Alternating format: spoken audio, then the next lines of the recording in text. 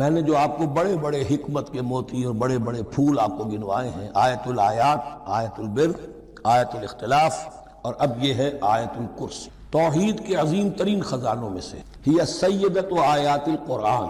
حضور نے فرمایا یہ تمام آیات قرآنی کی سردار ہے۔ جس طریقے سے آیت بر اور سورۃ العصر میں ایک نسبت ہے کہ ہدایت اور نجات کی شرائط ساری کی ساری ایک چھوٹی سی صورت میں اللہ نے جمع کر دی، والعصر ان الانسان لفی خسر الا الذین آمنوا وعملوا الصالحات وتواصوا بالحق وتواصوا بالصبر، لیکن اس کی تفصیل ایک آیت میں آئی، وہ آیت البر ہے۔ چنانچہ جو منتخب نصاب ہم نے مرتب کیا ہے دعوت قرآن کے لیے، میں پہلا درس سورۃ العصر کا ہے اور دوسرا درس آیت البر کا۔ جو نسبت سورۃ العصر میں ہے کہ وہ سورت ہے، یہ آیت ہے، لیکن اس آیت میں کئی صورتیں نکل سکتی ہیں حجم کے اعتبار سے سورۃ العصر کے برابر۔ یہی نسبت ہے سورہ اخلاص میں، 4 آیتیں، توحید کا عظیم ترین خزانہ، اور یہ آیت الکرسی، یہ آیت ہے۔ سورہ اخلاص اس میں 4 بن جائیں گی حجم کے اعتبار سے، لیکن اسے حضور نے ثلث قرآن قرار دیا ہے۔ توحید کے موضوع پر جامع ترین سورۃ الاخلاص، لیکن توحید اور خاص طور پر توحید فی الصفات کے موضوع پر عظیم ترین آیت یہ آیت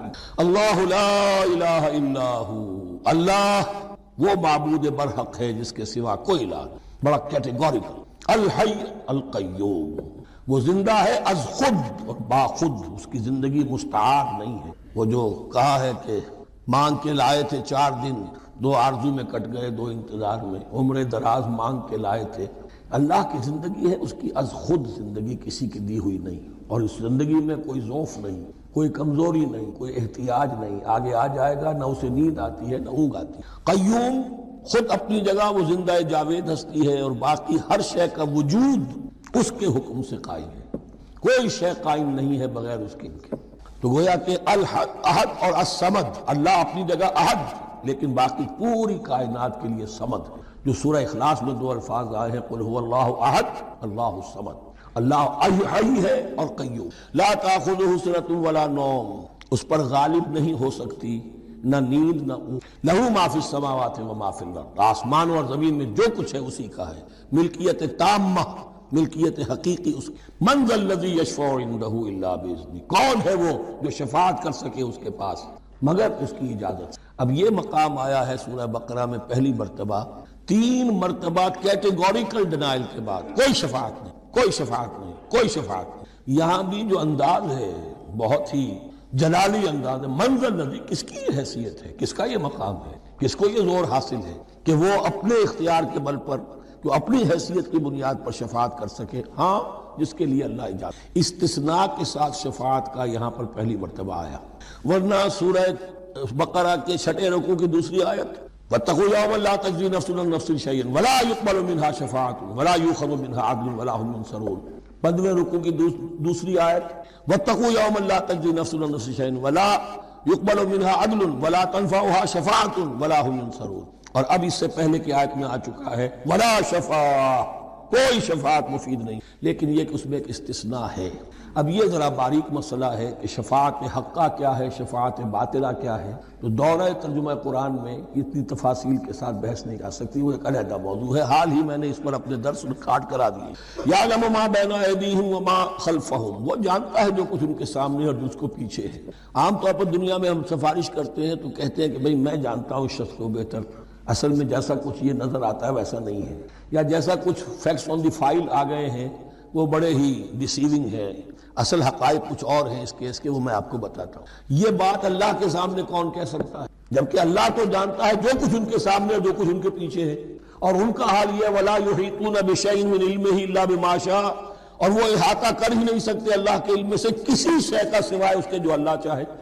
باقی ہر ایک کے پاس علم جو ہے اللہ کا عطائی علم ہے، دیا ہوا علم ہے، محدود علم ہے، بڑے سے بڑا رسول ہو، بڑے سے بڑا ولی ہو، بڑے سے بڑا فرشتہ ہو۔ لا علم لنا الا ما علمتنا، ہم پڑھائیں 4 رکوع میں، تو کون کہہ سکتا؟ من ذا الذی یشفع عنده الا باذنہ یعلم ما بین ایدیہم وما خلفہم ولا یحیطون بشیء من علمہ الا بما شاء وسع کرسیہ السماوات والارض، اس کی کرسی تمام آسمانوں اور زمین کو محیط ہے۔ اب کرسی کے 2 مفہوم یہاں ہو سکتے ہیں، ایک تو یہ کہ اس سے جو معنی مراد ہے، یعنی اس کا اقتدار، اس کی قدرت، اس کا جبر، اس کا اختیار، یہ اتھارٹی، پوری کائنات کو۔ یہ بھی ہو سکتا ہے کہ اللہ تعالیٰ کے لیے ہم نہیں جان سکتے یہ آیات متشابہات میں کہ کوئی شے بھی ہو واقعتاً جس کو ہم اسے کرسی کہہ سکیں، عرش، کرسی، ان سب کے بارے میں یہ دونوں باتیں ذہن میں رکھیے۔ یہ بھی ہو سکتا ہے کہ ان کی کوئی مجسم حقیقت ہو جو ہمارے ذہن سے، ہمارے تخیل سے ماورا ہے، اور یہ بھی ہو سکتا ہے اس سے استعارہ مراد ہو، اس کا اقتدار و اختیار آسمانوں اور زمین پر چھایا ہوا۔ تمہیداً میں عرض کر دوں کہ مسئلہ شفاعت ہمارے دین کے بہت مشکل مسائل میں سے، بلکہ آج جب میں غور کر رہا تھا تو میں اس نتیجے پر پہنچا کہ مشکل ہونے کے اعتبار سے یہ بالکل جبر و قدر کے مسئلے کے ہم پلہ ہے۔ جیسے جبر و قدر کا مسئلہ ہے، جسے عام طور پر عام فہم الفاظ میں ہم کہتے ہیں تقدیر کا مسئلہ وہ ہے کہ جس کے بارے میں اگر کوئی بحث کی جائے، گفتگو کی جائے تو الجھ جائے گا، سمجھ میں نہیں آئے گا، اگرچہ یہ کہ چونکہ اس پر ایمان لانا یہ ہم پر واجب کیا گیا ہے، ایمان لانے کے ہم مکلف ہیں۔ چنانچہ جو ایمانیات احادیث میں بیان ہوئے ہیں کہ جن پر ایمان لانا لازم ہے، حدیث جبرائیل میں جو الفاظ ہیں ان تؤمن بالقدر خیرہ وشرہ من اللہ تعالی، آپ نے فرمایا کہ ایمان کے تقاضوں میں سے یہ بھی ہے کہ تم قدر پر ایمان رکھو، تقدیر پر ایمان رکھو کہ اس کا خیر بھی اس کا شر بھی دونوں اللہ کی۔ لیکن یہ مسئلہ جو کہ ایمانیات کے ضمن میں اتنا اہمیت کا حامل ہے، واقعہ یہ ہے کہ اس کے بارے میں اگر کھود کھرید کی جائے، گفتگو کی جائے، رد و قضا ہو، بحث و نزاع ہو تو یہ الجھ جائے گا اور حل نہیں، اگرچہ سمجھ میں آ جاتا ہے اگر انسان سمجھنا چاہے۔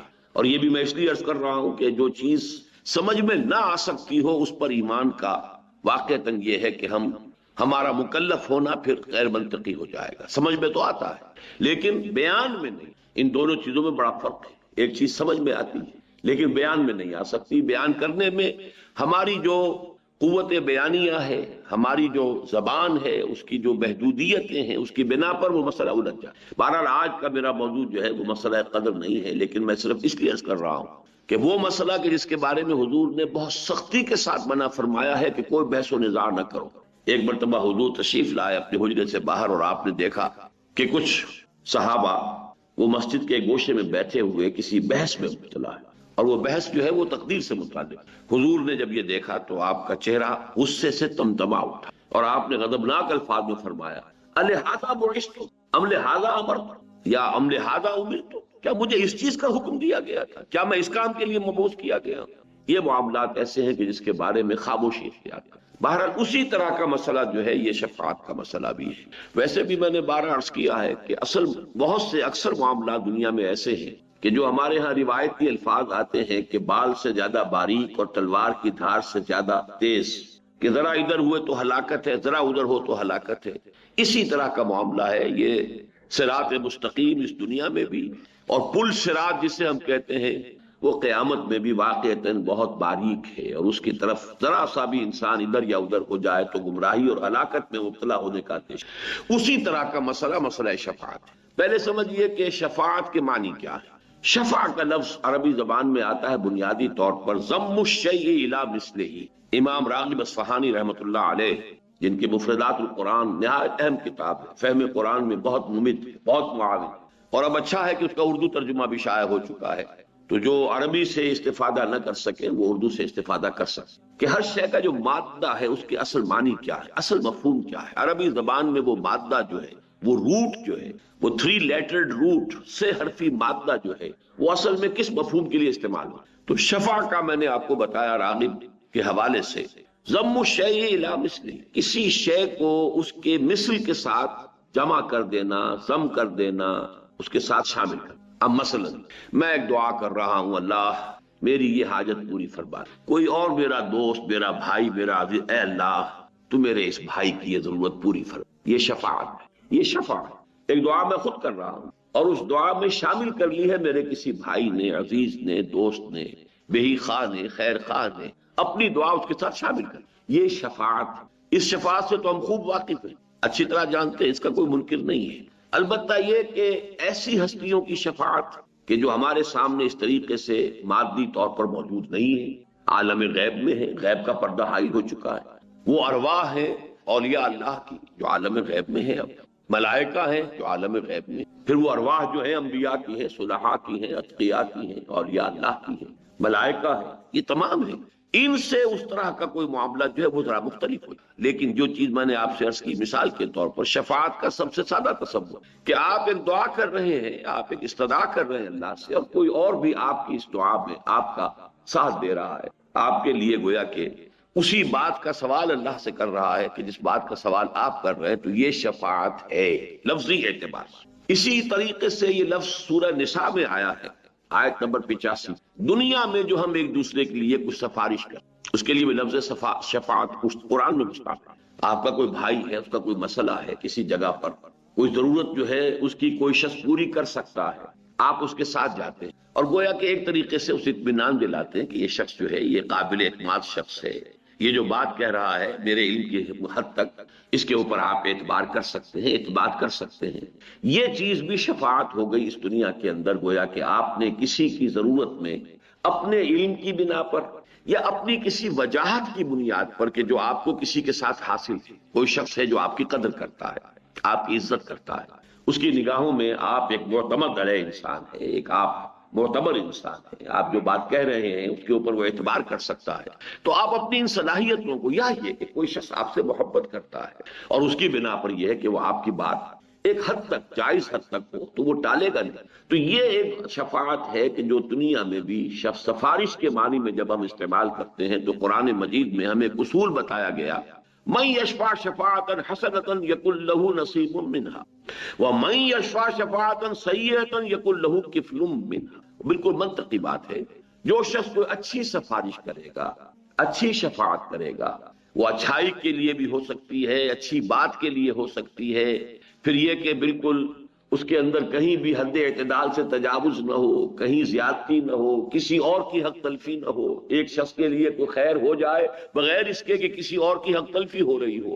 یہ تمام پہلو ایسے ہوں گے کہ جن کو ہم کہیں گے یہ شفاعت حسنہ ہے. اس کے لیے آپ ایک دوسرے کے کام جیسے آتے ہیں، ایسے ہی اگر اس طریقے کی سفارش آپ دنیا میں کرتے ہیں جن میں جھوٹ نہیں، جس میں کوئی کسی کی حق تلفی نہیں ہے، کسی کا پر ظلم نہیں ہو رہا، اور وہاں پر کسی شخص کا جائز طریقے سے کام ہو سکتا ہے، وہ شخص جو ہے اس سے واقف نہیں ہے، وہ جانتا نہیں ہے، آپ کی ایک وجاہت ہے اس کے ہاں، آپ کو وہ جانتا ہے، اور آپ اپنے علم کی بنیاد پر اس سے کہتے ہیں کہ میں آپ سے عرض کرتا ہوں کہ یہ شخص قابل اعتماد ہے، میں اسے جانتا ہوں.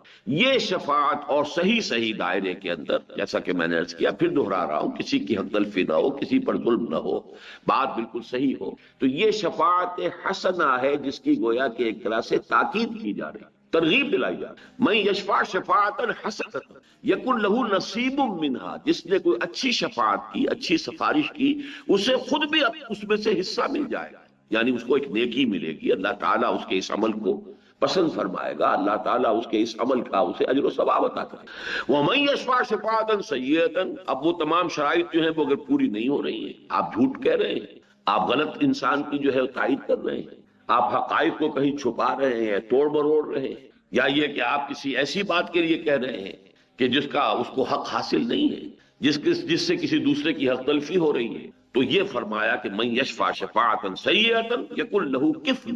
تو اس میں سے اب حصہ اس کو بھی مل جائے گا کہ اگر اس کی وجہ سے کسی پر کوئی ظلم ہوا ہے تو اس ظلم کی پاداش جو اللہ کے ہاں ہوگی اس میں اس شخص کا حصہ بھی ہوگا کہ جس نے اس کے لیے سفارش. تو یہ تو لفظ شفاعت اور شفاعت کے دو معنی کے جو مستعمل ہیں، عام ہیں، واضح ہیں، منطقی ہیں، جن میں کوئی اشکال نہیں، جن میں کوئی دقت نہیں. لیکن یہ کہ اب سمجھیے وہ شفاعت کہ جو تمام گمراہیوں کی جڑ ہے، یہ میں پچھلی مرتبہ عرض کر چکا. شرک کی اصل بنیاد شفاعت باطلہ کا تصور، غلط شفاعت کا غلط تصور. میں عرض کر چکا ہوں کہ دنیا میں دیکھیے ایک تو ہے معاملہ الحاد، خدا کا انکار، کوری مادہ پرستی، میٹریلزم، جو بھی آپ کہیں، میں اس وقت اس سے گفتگو نہیں کر رہا. ایک ہے شرک لازماً دو چیزوں پر مشتمل ہے. کسی بڑے خدا کو مان کر اس کے ساتھ چھوٹے خداؤں کو، وہاں بڑے خدا کا انکار نہیں ہے. میں نے مثالیں بھی دی تھی، یاد ہوگا، اور بارہا یہ میرے دروس میں باتیں آ چکی ہیں. مشرق سے مغرب تک چلے جائیے، آپ کو ہر جگہ یہ تصور شرک کا ملے گا. مہادیو ایک، مہادیو وہ تو ایک ہی ہو سکتا ہے، ایک ہی ہے. دیویاں اور دیوتا شمار، کوئی آگ کی دیوی ہے اور کوئی پانی کا جل دیوتا ہے اور اگنی دیوی ہے، اور کوئی لکشمی بائی ہے، لکشمی دیوی ہے، وہ دولت کی ہے. وہ گنتے جائیے، وہ بے شمار.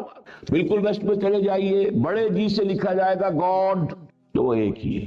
Capital G. उसके 3 सिफात जो हमेशा मानी गई हैं, ओमनीपोटेंट, ओमनिशिएंट, ओमनीप्रेजेंट। वो जो बड़ा खुदा है एक अकेला, जी से लिखा जाने वाला, कैपिटल जी से, वो ओमनीपोटेंट है, अला कुल्ली शैइन कदीर, ओमनिशिएंट है, बिकुल्ली शैइन अलीम, ओमनीप्रेजेंट है, हर जगह मौजूद, हुवा माअकुम ऐनमा कुंतुम। ये 3 सिफात हर जगह मानी उस बड़े खुदा। यही मामला था अरब में, अल्लाह को एक, लेकिन आलिहा, वहां गॉड के साथ गॉडेसेस एंड गॉड्स, छोटे जी से लिखे जाने वाले बेशुमार गॉड्स एंड गॉडेसेस, उनकी गिनती नहीं हो सकती। इसी तरीके से अल्लाह एक और आलिहा। अब ये आलिहा 2 तरह के बनाए गए। जाहिर बात है कि इनकी, जैसा कि मैंने पिछली मरतबा भी अर्ज किया था, कि असल में तो ये बिगड़ी हुई शक्लें हैं। जो असल हकीकतें थी उनके अंदर थोड़ा थोड़ा रद्दो बदल होते होते होते होते वो शय बिल्कुल एक नई बनकर एक अजीब सूरत इख्तियार कर लेती है। लेकिन थी तो तमाम चीजें जो है, दीन तौहीद ही था आगाज में। हजरत आदम अलैहिस्सलाम अल्लाह के नबी थे, यानी नौ इंसानी का और तारीख इंसानी का आगाज जो है वो अंधेरे में नहीं हुआ, जुल्मत में नहीं हुआ, तारीकी में नहीं हुआ, जहालत में नहीं हुआ। साइंटिफिक एतबार से आप कह सकते हैं कि इल्म बहुत कम होगा उनके पास या नहीं होगा, बिल्कुल, लेकिन ये कि ये अल इल्म जो है, फालम अन्नल्लाह ला इलाहा इल्लल्लाह, जान लो कि अल्लाह के, ये है असल इल्म। 100 इल्मों का एक इल्म, बल्कि 1000 इल्मों का एक इल्म। इसीलिए वो बहुत सही कहा है वो कि इल्मो बस करी हो यार, इक्को अलिफ तेरे दरकार, ये एक अलिफ काफी। ये इल्म तो हमेशा से था, लेकिन इसकी बिगड़ी हुई शक्लें, इससे निकली है खाड़ियां, निकल कर उन्होंने शक्लें बदल ली। ईमान बिल मलाइका जो हमारे यहाँ ईमान के अज्जाए ला यनफक में से है, उसकी बिगड़ी हुई शक्ल है जो ये देवताओं की बनाई गई है। कोई पहाड़ों का देवता है, कोई फलां का देवता, मलाइका है। या वसी और इस कायनात जिसका कि अभी तक हमें कुछ पता नहीं है, इसके साइज का कोई तस्वुर आज भी नहीं है इंसान को, कतन पता नहीं कहाँ शुरू होती है कहाँ खत्म होती है। इस कायनात में एक हुकूमत है बाकायदा, उसकी एक ब्यूरोक्रेसी कह लीजिए, उसके कारिंदे हैं, उनके सिविल सर्वेंट्स हैं, वो मलाइका है, अल्लाह के अहकाम की तनफीस कर रहे हैं। बस कुरान ने जो वादे किया, जो हकीकत वादे रहनी चाहिए, वो ये कि उन्हें इख्तियार कोई नहीं, यफअलून मा युमरून, जो हुक्म मिलता है उनमें कोई इख्तियार। अगर जरा सा भी यहां से पांव फिसला, उनके लिए भी किसी दर्जे में इख्तियार का तसव्वुर आ गया, अब वो गोया कि नाइबीन बन गए अल्लाह। और नाइब जो है, जाहिर बात है कि उसे कुछ ना कुछ इख्तियार दिया जाता है। तो जब इख्तियार दिया जाता है तो उस इख्तियार के एतबार से उसके हाथ में आपका कुछ ना कुछ खैर और शर तो आ गया ना। अब इस खैर और शर के लिए कुछ दंडवत उसकी भी की जाए, कुछ इजहार ताज़ीम उनके सामने भी हो, कोई इजहार न्याज किया जाए, इजहार न्याजमंदी, इजहार ताज़ीम। यहां से बिगड़ती हुई वो शक्ल जो है ईमान बिल मलाइका, उसने दर हकीकत सूरत इख्तियार कर ली इन देवताओं और देवियों। एक शक्ल तो ये, इसी की नफी की है, जैसा कि हम पढ़ चुके हैं पहले। मैंने अर्ज किया था कि सूरतुल इखलास के तकरीबन हम वजन है आखिरी आयत सूरह बनी इसराइल, वक़ुल हम्दुलिल्लाहिल्लज़ी लम यत्तखिज़ वलदा वलम यकुल लहू शरीकुन फिल मुल्क। उसका कोई साझी नहीं है हुकूमत में और इख्तियार में, कोई साझी। ये पूरी बादशाही तन्हा उसी के हाथ। लिमनिल मुल्कुल यौम लिल्लाहिल वाहिदिल क़ह्हार। ये हकीकत जो क़यामत में बिल्कुल वाज़ेह हो जाएगी, आज जरा छुपी हुई है, निगाहों से ओझल है। आज उसे समझने के लिए और उस पर अपने दिल को कायम रखने के लिए कुछ मेहनत की जरूरत है। क़यामत के दिन यह उरिया हकीकत सामने हो आएगी, लिमनिल मुल्कुल यौम लिल्लाहिल वाहिदिल क़ह्हार। किसके लिए बादशाह? सिर्फ उस अल्लाह के लिए जो अकेला है, तन्हा है, क़ह्हार है, छाया हुआ है, काहिर है, उसके कब्ज़े कुदरत से कोई शै बाहर। तो अल्लाह के साथ कोई मुल्क में साथी, लम यकुल लहू शरीकुन फिल मुल्क। अच्छा, दूसरा तसव्वुर जो पैदा हुआ वो इस एतबार से पैदा हुआ कि इंसान ने अल्लाह को भी कुछ न कुछ अपने ऊपर क़यास किया, और ये इंसान की मजबूरी है। आखिर उसकी सोच, उसकी कुव्वत मुतखय्यला, चाहे हम कहें कि उस कुव्वत मुतखय्यला जो है उसके लिए तो कोई इंतहा नहीं, कोई लिमिट्स नहीं, तखय्युल को आदमी जहां चाहे ले जाए। फिक्र इंसान पर तेरी हस्ती से ये रोशन हुआ है, परे बुर्गे तखय्युल की रसाई ताकुजा। लेकिन जान लीजिए हमारी कुव्वत मुतखय्यला भी महदूद है। किस मानी में कि हमारा सारा जो पैरामीटर बनता है वो तो हमारे मुशाहदात से बनता है। हमारी सोच के लिए भी जो उसके हुदूद हैं मुअय्यन होती है, वो हमारी मुशाहदात से, हमारी अक्ल से, हमारी समझ से, और उसी के एतबार से कुछ मजीद हो जाएगा तो तखय्युल हो जाएगा। तो इंसान ने खुदा के बारे में भी जब भी गौर किया तो कुछ अपने ऊपर क़यास किया, जिसको बड़ी खूबसूरती से इकबाल ने वाज़ेह किया है। मुकालमा, एक बुत तराश है, वो बुत उसने बनाया है, لیکن بنایا کیا ہے بت تراش نے؟ اس نے اپنے 2 ہاتھ دیکھے تھے، اس بت کے اندر بھی 2 ہاتھ بنا دیے. وہ خدا بنا رہا ہے، دیوتا بنا رہا ہے، لیکن کیا بنائے گا؟ اپنے 2 ہاتھ دیکھے تھے، 2 ہاتھ اس کے بنا دیے. اپنی 2 آنکھیں تھی، اس کی بھی 2 آنکھیں بنا دی. ذرا موٹی موٹی بنا دی ہوں گی، بڑی بنا دی ہوں گی. چلیے کسی کی جو ہے وہ ہندوؤں میں سے کسی نے اس کی ناک جو ہے وہ بڑی بنائی تو وہ اس کو ہاتھی کے سونڈ کے مطابق بنا دیا. ایسا بھی تو ان کا ایک خدا ہے گنیش جی کی جو ناک ہے وہ ہاتھی کے سونڈ کے بعد. لیکن آدمی جائے گا کہاں؟ One can not outgrow his skin. انسان اپنے تخیلات میں بھی، تصورات میں بھی، اپنے مشاہدات سے باہر کہاں جائے؟ تو وہ بت یہ کہہ رہا ہے کہ تو نے مجھے خدا بنانا چاہا تھا، لیکن تو نے بنایا کیا ہے؟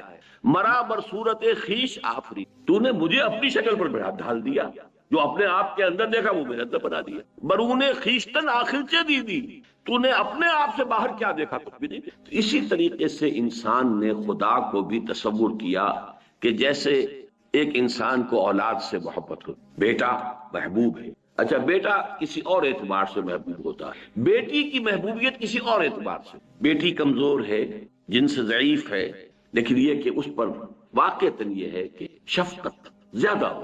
بیٹے پر یہ زیادہ ہوتا ہے کہ اس کی وجہ سے میرا نام چلے گا، میرا خاندان ہے، اس کا تسلسل ہے، میرا نام باقی رہے گا، بڑھاپے میں یہ میرا سہارا بنے گا، وغیرہ وغیرہ. اس اعتبار سے جو اہمیت ہے وہ بیٹے کی. لیکن یہ ہے کہ محبت اور شفقت جذباتی نہیں. بیٹی کوئی بات کہے تو بڑا مشکل ہوتا ہے ٹالنا. اور اسی اعتبار سے واقعہ یہ ہے کہ میں بسا اوقات بمشکل اپنے آنسو روکتا ہوں اس واقعے کو بیان کرتے ہوئے کہ جب حضور کے سامنے حضرت فاطمہ آئی، جن کے بارے میں حضور فرماتے ہیں فاطمہ تو بصۃ منی، میرا جگر کا ٹکڑا ہے.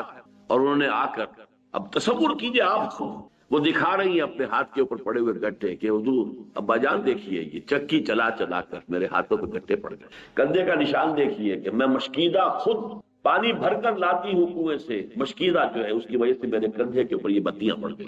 تو اب تو عام مسلمانوں کے ہاں بھی بڑی سہولت ہو گئی ہے، فراوانی ہے، اب وہ تنگ دستی اور اسرت کا دور ختم ہو گیا. تو ابا جان مجھے بھی کوئی کنیز، کوئی غلام عطا فرما دیجئے تاکہ میری بھی یہ مشکل آسان. کیا بیتی ہوگی حضور کے قلب پر، تصور کیجئے.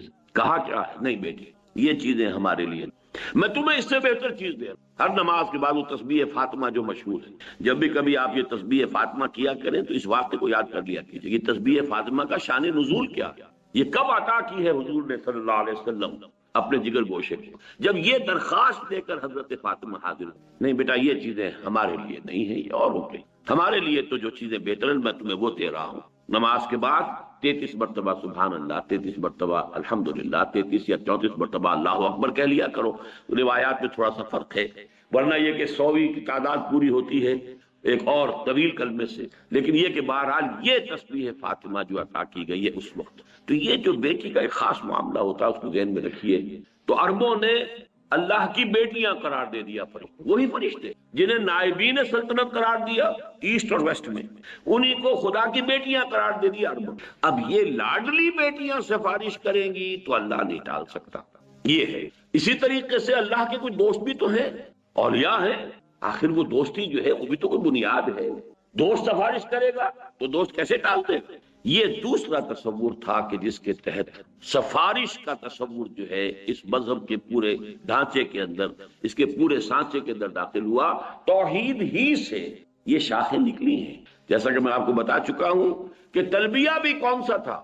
لبیک اللہم لبیک، لبیک لا شریک لک لبیک الا شریکا تملکہ وما ملک. اے اللہ میں حاضر ہوں تیرے سوا کوئی شریک نہیں. اے اللہ میں حاضر ہوں تیرا کوئی شریک نہیں سوائے اس شریک کے جس کا تو ہی مالک ہے، اور جو کچھ اس کے ہاتھ میں اختیار ہے وہ بھی در حقیقت تیرا ہی دیا ہوا. تو توحید کے دریا سے ایک کھاڑی شرک کی نکلی، اور پھر اپنے دل کو مطمئن کرنے کے لیے پھر اسے توحید میں شامل کر دیا. بیچ میں جو شے نکال لی ہے تھوڑی سی یہ شرک کی کہ لبیک اللہم لبیک، لبیک لا شریک لک لبیک الا شریکا تملکہ وما ملک. اللہ سے ایک شریک تو ہے تیرا، کچھ شریک ہے تیرے، لیکن پھر واپس آ گئے توحید میں کہ وہ خود بھی تیرے مملوک ہے، اور جو کچھ اختیار اس کے پاس ہے وہ بھی تیرا ہی عطا کرتا ہے، تیرا ہی ملکیت تو حقیقی ہے. تو گویا کہ توحید سے شروع ہو کر پھر توحید پر بیچ میں وہ جو ایک خم نکال لیا ہے، ایک کجی نکال لی ہے، ایک ٹیڑھ پیدا کر لی ہے. جیسے کہ آیت الکرسی کے بعد آتا ہے کہ لا اکراہ فی الدین قد تبین الرشد من الغی. وہ غی جو آتی ہے بس وہ ہے کہ جس نے سارا فساد اور نتیجہ کیا ہوتا ہے؟ یہ سفارشی جو ہمارے ہیں چونکہ اللہ کے لاڈلے ہیں، اسی لیے دیکھیے سورہ بنی اسرائیل کی آخری آیت میں کیا فرمایا؟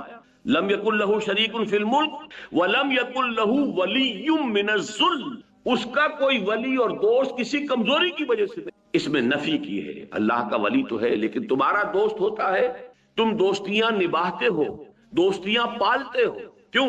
کہ کسی وقت پر کام آئے، اور جب میرے وقت پر کام آئے گا، میری کسی مشکل میں میرا ساتھ دے گا، تو آج اس کی بات میں کیسے ٹال دوں؟ یہ ہے وہ پورا کا پورا فلسفہ جو ہم اپنے اوپر قیاس کریں تو ہمارے معمولات میں شامل ہے۔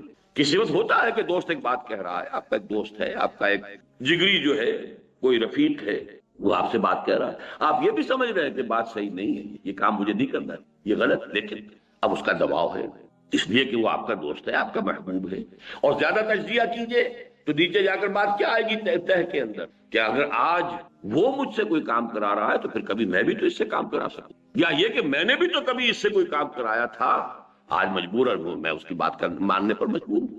یہ سارے تصورات ہیں کہ جو آگے چل کر کیا ہوتا ہے، اسی شفاعت کے تصور سے پہلا قدم تو یہ ہوتا ہے کہ وہ اظہار نیاز جو ہے، نیاز مندی کا اظہار اور تعظیم کا اظہار ہوتے ہوتے مراسم عبودیت میں ڈھل جائے۔ اب جس کی تعظیم کرنی ہے تو پہلے کبھی تھوڑی سی تعظیم کی، پھر کبھی اور جھک گئے تعظیم کے اندر، پھر اور جھک گئے، پھر سجدے میں چلے گئے، یہی تو تعظیم ہے، اس کے سوا ہے کیا؟ وہ مراسم عبودیت میں آ گیا۔ نمبر دو، ایک اور آخری شکل اس کی کیا ہے؟ ہوتے ہوتے یہ سورہ انعام میں بڑی تفصیل سے یہ چیزیں آئی ہیں کہ ہوتے ہوتے یہ ہوتا ہے کہ اللہ کا حق جو ہے، اللہ تو برائے بیت رہ جاتا ہے صرف علامت کے طور پر۔ کیوں؟ دیکھیے جو سب سے اوپر بیٹھا ہوا ہے وہ ہے تو صحیح، اختیار اسی کا ہے، صدر مملکت ہیں پاکستان کے، اصل اختیارات تو ان کے پاس ہے، وزیر اعظم ہے اس کے پاس اختیارات ہیں، لیکن دیہاتی کو تو پتا ہے کہ میرا معاملہ تو اس پٹواری کے ہاتھ میں، اس کا قلم ادھر سے ادھر ہو جائے تو میرے لیے مصیبت بھی آ سکتی ہے اور میری مشکل حل، اصل تو ہاتھ اس کے ہاتھ میں ہے۔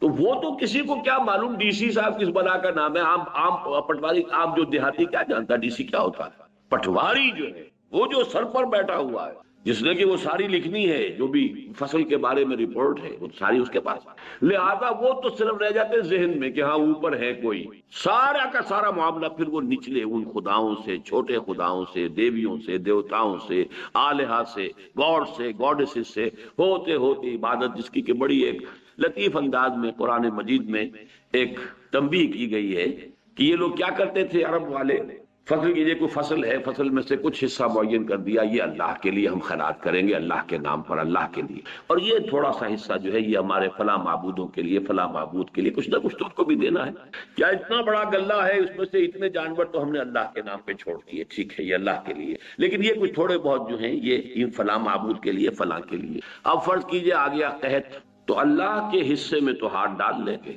وہ چھوٹے معبود کے حصے کو نہیں چھیڑ سکتے، اس لیے کہ اس کا تو، وہ جس کو پنجابی میں کہتے ہیں کہ رب نیڑے کے سن، وہ تو ان کا مکہ تو قریب ہے، وہ اللہ تو دور ہے، بلکہ یہاں تک کہ پھر جو اللہ کا حق ہے وہ تو ان کو مل جائے گا، ان کے حق میں شامل ہو جائے گا، لیکن جو ان کا حق ہے وہ اللہ کے حق میں شامل نہیں۔ یہ ساری جو ہے آخری جو اس بیماری کی جو تیسری سٹیج ہے، اس سب کا تذکرہ سورہ انعام کے اندر موجود ہے۔ یہ سفارش نے اصل میں دنیا میں، عقائد اور مذاہب کی دنیا میں جو تدریجاً توحید کی جڑ کاٹ کفر اور شرک کی شکل اختیار کر دی، اس کی نفی کے لیے قرآن مجید میں اب آپ دیکھتے ہیں کہ شدت کے ساتھ شفاعت کا انکار۔ لیکن اس سے بھی پہلے میں ایک اور بات واضح کر دوں، قرآن مجید کو آپ پڑھیے تو زور ہے عمل پر۔ میں اس وقت صرف 3 آیتیں سورہ نجم کی پڑھوں گا۔ لیس للانسان الا ما سعى وان سعيه سوف يرى ثم يجزاه الجزاء الاوفى، نہیں ہے انسان کے لیے مگر صرف وہ جس کے لیے اس نے خود محنت، ہاں اس کی محنت اس کے سامنے رکھ دی جائے گی، وہ دکھا دی جائے گی، جیسے کہ فرمایا فمن يعمل مثقال ذرة خيرا يره ومن يعمل مثقال ذرة شرا۔ معلوم ہوا کہ سارا دار و مدار جو ہے انسان کا، کامیابی کا، فوز و فلاح کا، وہ تو انسان کے عمل پر ہے، محنت پر ہے، مشقت پر ہے، جد و جہد پر ہے۔ لیس للانسان الا ما سعى، یہ تو ہے قرآن مجید کی جو مین تعلیم آپ کہیں 90% کو اگر آپ دیکھیں گے تو وہ یہی ہے، لیس للانسان الا ما سعى ورنسعيه سوف يرى۔ لیکن اس کے ساتھ ہی آپ کو قرآن مجید میں بھی یہ بات بھی معلوم ہو جائے گی کہ کسی نیکی کی توفیق بھی انسان کو از خود حاصل نہیں ہوتی جب تک اللہ کی توفیق بھی۔ معلوم ہوا کہ اس میں لیس للانسان الا ما سعى، وہ جو ایک یوں سمجھیے کہ ایک اصول موضوع ہے، اصل وہی ہے، جڑ وہی ہے، بنیاد وہی ہے، لیکن وما تشاءون الا ان یشاء اللہ، تمہارے اندر یہ ارادہ کا پیدا ہونا، تمہارے اندر اس جذبے کا ابھرنا، تمہارے اندر خیر کا داعیہ بیدار ہونا، تمہارے اندر اچھے جذبات کا نشو و نما پانا، یہ بھی تو اللہ کی توفیق سے۔ نمبر 2، حضور کی حدیث اب آپ کو سنا رہا ہوں، کوئی شخص جنت میں محض اپنے عمل پر نہیں جا سکے، اور یہ ایسا کیٹیگوریکل سٹیٹمنٹ تھا کہ میں یہ کہا کرتا ہوں، آپ نے بارہا سنا ہوگا میری زبان سے، کہ بڑی ہمت اور جرت سے کام لیا کسی صحابی نے، جو حضور سے پوچھ لیا کہ کیا حضور آپ بھی؟ کوئی انسان جنت میں محض اپنے بل سے، اپنے عمل کی بنیاد پر داخل نہیں ہو سکتا۔ حضور کیا آپ بھی؟ فرمایا ہاں میں بھی، الا ان یتغمدنی ربی برحمتہ، جب تک میرا رب اپنی رحمت سے مجھے ڈھانپ نہ، اپنی رحمت کے سائے میں نہ لے لے، میں بھی جنت میں۔ اب ان دو انتہاؤں کو آپ نے دیکھ لیا، اس کا نتیجہ میں بعد میں نکالوں گا، نتیجہ کیا نکلتا، لیکن میں اسی کے حوالے سے شفاعت کا مسئلہ حل کرتا ہوں۔ قرآن مجید ایک طرف تو ان آیات کو آپ دیکھیے، اپنے ذہن میں رکھیے کہ جس میں کیٹیگوریکل ڈینائل ہے، ایبسلیوٹ کیٹیگوریکل ڈینائل، کوئی شفاعت قیامت میں قرآن مجید میں آیا۔ چنانچہ کفار و مشرکین کی بات تو چھوڑ دیجئے، وہ تو بار بار قرآن میں آیا ہے، بار بار آیا ہے۔ ان کا جو تصور تھا شفاعت باطلہ کا تھا، اس کی نفی تو کی گئی ہے ہر جگہ پر۔ اب میں یہاں مسلمانوں سے جو بات کہی گئی ہے وہ بتا رہا ہوں۔ ایک سابقہ امت مسلمہ، یہ الفاظ جو ہیں یہ میں نے ہی عام کیے ہیں کہ سابقہ امت مسلمہ بھی ایک تھی اور ابھی تک موجود ہے ان ایگزائل، جیسے کہیں کا کوئی بادشاہ ہو اور وہ کہیں جلا وطن ہوا ہو، لیکن موجود تو ہے سابقہ امت مسلمہ یہود۔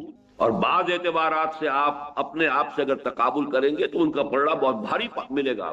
وہ جو غالب نے کہا تھا کہ ریختہ کہ ایک تم ہی استاد نہیں ہو غالب، سنتے ہیں اگلے زمانے میں کوئی میر بھی، ہم ہی تو نہیں امت مسلمہ، اگلے زمانے میں کوئی اور امت بھی تھی، اور وہ بھی موجود ہے آج تک۔ بنی اسرائیل 2000 برس عمر ہوئی اس امت، اس لیے کہ بحیثیت امت بنی اسرائیل کے بعد امت محمد صلی اللہ علیہ وسلم 7ویں صدی عیسوی سے شروع ہو رہی ہے امت محمد، اور 1400 قبل مسیح سے شروع ہوئی تھی سابقہ امت مسلمہ، امت موسیٰ بنی اسرائیل، پورے 2000۔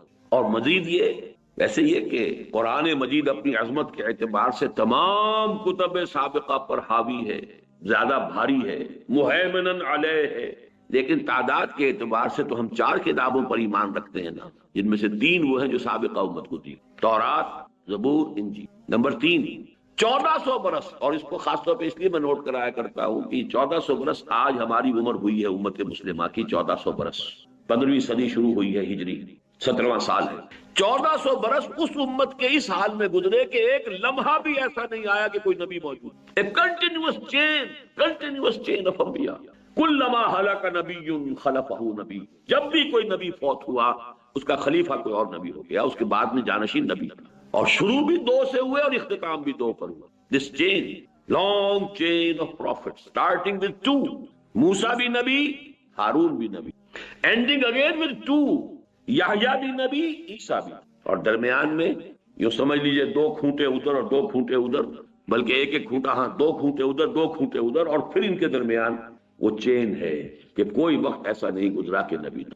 اس امت کا جو خطاب اس سے براہ راست قرآن میں ہوا ہے وہ 10 رکوع سورہ بقرہ کے اہم ترین ہیں، 5ویں سے شروع ہو کر اور 14ویں کے اختتام پر، بلکہ 15ویں کے شروع میں۔ ان میں سے بھی ایک حصہ جو ہے، ایک رکوع میں نے بارہا آپ کو بتایا کہ وہ تو ہے دعوت کا، اور 9 رکوع ہے ملامت، تم نے یہ کیا، تم نے یہ کیا، تمہاری یہ گمراہی، تمہاری یہ غلطی، تم نے دین میں یہ تحریف کی، تم نے یہ تصورات غلط اختیار کی، وغیرہ۔ ایک بہت ہی لمبا یوں سمجھیے لمبی فرد قرارداد جرم، فرد جرم، دونوں میں شروع میں اور آخر میں آپ کو جو آیت ملتی ہے وہ نوٹ کیجئے، وَاتَّقُوا يَوْمًا لَا تَجْزِي نَفْسٌ عَن نَفْسٍ شَيْئًا وَلَا يُقْبَلُ مِنْهَا شَفَاعَةٌ وَلَا يُؤْخَذُ مِنْهَا عَدْلٌ وَلَا هُمْ يُنصَرُونَ۔ 4 چیزوں کی کیٹیگوریکل نفی، ڈرو اس دن سے جس دن کوئی جان کسی جان کی دوسری جان کے کام نہیں آ سکتی، کوئی شفاعت قبول نہیں، کوئی فدیہ نہیں قبول کی، کوئی کسی طرف سے نصرت اور مدد نہیں ہو سکتی۔ اب یہ ہے یوم آخر کا تصور، قیامت کے دن کا تصور۔ وَاتَّقُوا يَوْمًا لَا تَجْزِي نَفْسٌ عَن نَفْسٍ شَيْئًا وَلَا يُقْبَلُ مِنْهَا شَفَاعَةٌ وَلَا يُؤْخَذُ مِنْهَا عَدْلٌ وَلَا هُمْ يُنصَرُونَ۔ یہ تو ہے آیت نمبر 48 چھٹے رکوع کی آیت نمبر 2 اور آیت نمبر 123 15ویں رکوع کی آیت نمبر 2، پھر وہی 4 چیزیں، ایک لفظ فرق کا فرق ڈال دیا ادھر سے ادھر، آخر بھی وہی شروع بھی وہی، درمیان کی 2 چیزیں جو تھی ان میں سے اس کی پوزیشن صرف بدل دی۔ وَاتَّقُوا يَوْمًا لَا تَجْزِي نَفْسٌ عَن نَفْسٍ شَيْئًا وَلَا يُقْبَلُ مِنْهَا عَدْلٌ، اب یہاں عدل پہلے آ گیا، وَلَا تَنْفَعُهَا شَفَاعَةٌ، اور کوئی شفاعت اسے فائدہ نہیں، وَلَا هُمْ يُنصَرُونَ، اور نہ ان کی مدد۔ بتائیے کہیں کوئی کسر رہ گئی؟ معلوم ہو اپنا عمل ہوگا، لَيْسَ لِلْإِنسَانِ إِلَّا مَا سَعَىٰ وَأَنَّ سَعْيَهُ سَيُرَىٰ، یہ اسی کی شرح۔ وَاتَّقُوا يَوْمًا لَا تَجْزِي نَفْسٌ عَن نَفْسٍ شَيْئًا وَلَا يُقْبَلُ مِنْهَا شَفَاعَةٌ وَلَا يُؤْخَذُ مِنْهَا عَدْلٌ وَلَا هُمْ يُنصَرُونَ۔ وَاتَّقُوا يَوْمًا لا تجزی نفس عن نفس شیئا ولا يقبل منها عدل ولا تنفعها شفاعة ولا هم ينصرون۔ اور اب امت مسلمہ کا دیکھ لیجیے، موجودہ امت مسلمہ، اسی آیت الکرسی سے پہلی آیت کیا ہے؟ اگلے اتوار کو انشاءاللہ میں اسی کا درس دوں گا۔